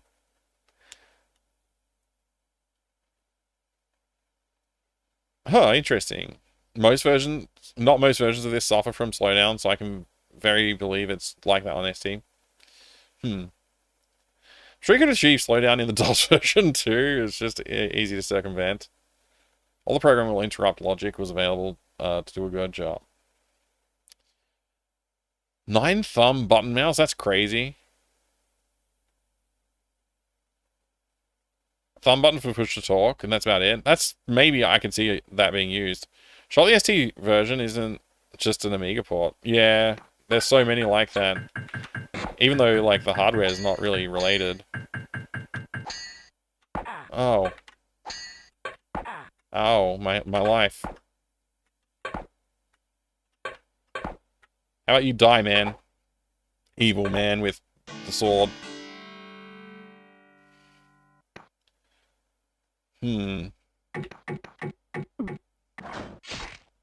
I was holding shift!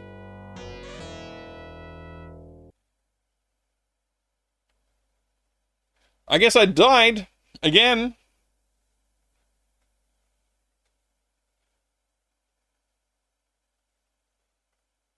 I'm dying on all DOS games. No. So is Prince of Persia franchise nowadays something? It scrolled off the screen before I could see it. Owned by Ubisoft. Yeah, it is. It is Herbal, yeah. Has been for a while.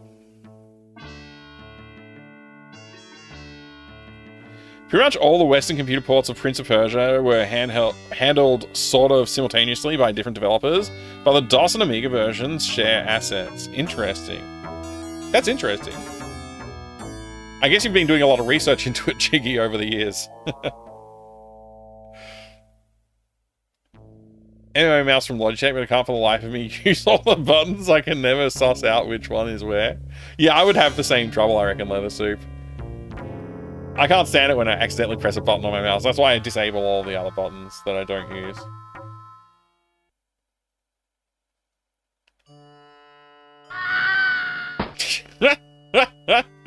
Hey, Coburn, thank you for doing that. Mechner was credited as the director of the DOS and Amiga ports, but wasn't involved with any others. Ah, interesting. Yeah, it's good to see you too, Coburn. Time to hit the hay grognac. I don't doubt it. I don't blame you. Have a good sleep. Thanks for hanging out with us today. Yeah, I think I'm done for the night too, actually. It's a good time to quit, because I just died, and I've died in Ultima many times now. I haven't updated my death count. I actually forget how many times I've died in Ultima. Probably about 7, I would guess.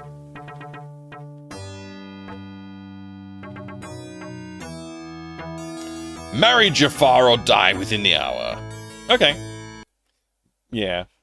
Prince of Persia is good. I like the game Prince of Persia. I think everybody should try it out at least one time in their life.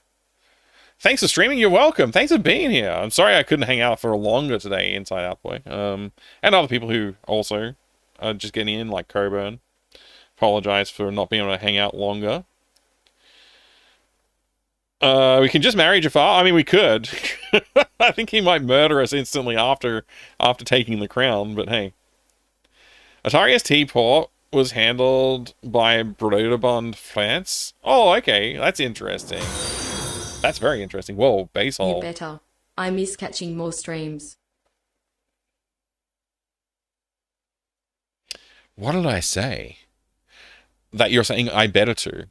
But thank you for the 100 bits. I appreciate it, base hole. I did a dev stream on Wednesday night, by the way. So if anybody wants to see dev stream content, I think that might still be on the dev channel for another couple of days. And it'll appear on YouTube eventually, probably sooner than later now. Also, I have YouTube content that you could check out. If you go to my YouTube channel, you can find... Do more dev. Thank you. Okay, thank you, Basehole, for the 200 extra bits. So there was a now one. Now. I don't know if I can. I can't do dev right now. It would be a nightmare. But you can go to youtube.com/fractalmindmike if you want to. And you can find my channel there, and you can see the latest videos that I've been posting. I've been playing through in Infinifactory. It's been quite fun. I've had a good time with it. So yeah, I'd encourage you to go check it out and leave a comment, like the video, subscribe to the channel, all those nice things. Gotta do dev for 12 hours so I can do work. Work day through. I would like to do that someday for you, Basehole. Not today. I am actually genuinely quite tired.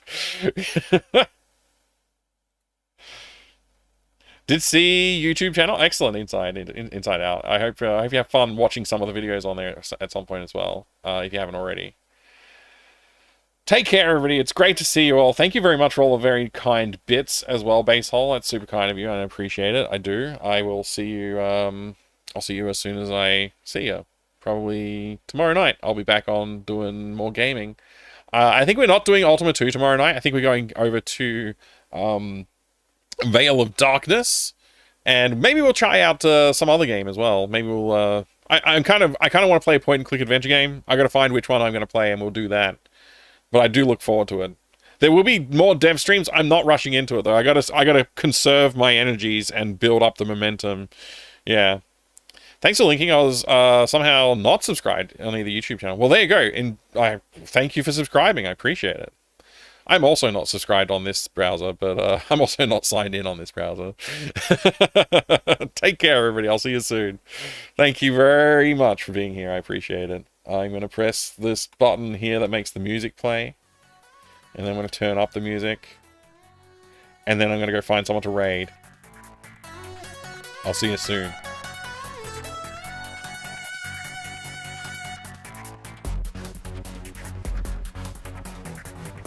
Thanks, Babylon Zool. And good morning to you. Salamander, blessings. We'll see you next time. Thank you very much. Thanks, Lysis. Take care of yourself. Max, Coburn, Basehole, Leather Soup. Take care of yourselves. See you soon. Thanks, Killick, Carver. Bring back One Must Fall and music. I should do that. One Must Fall is pretty good. Bye-bye.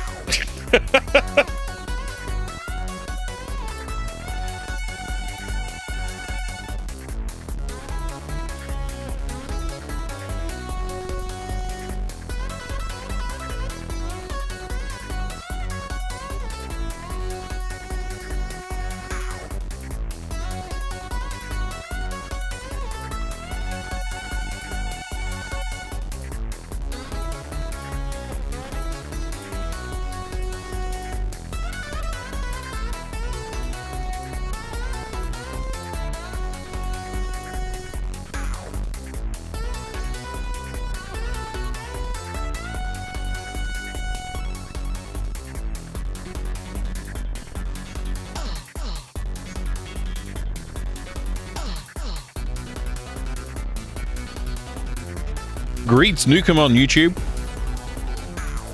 Sorry, we're going now. Have a good one, mate.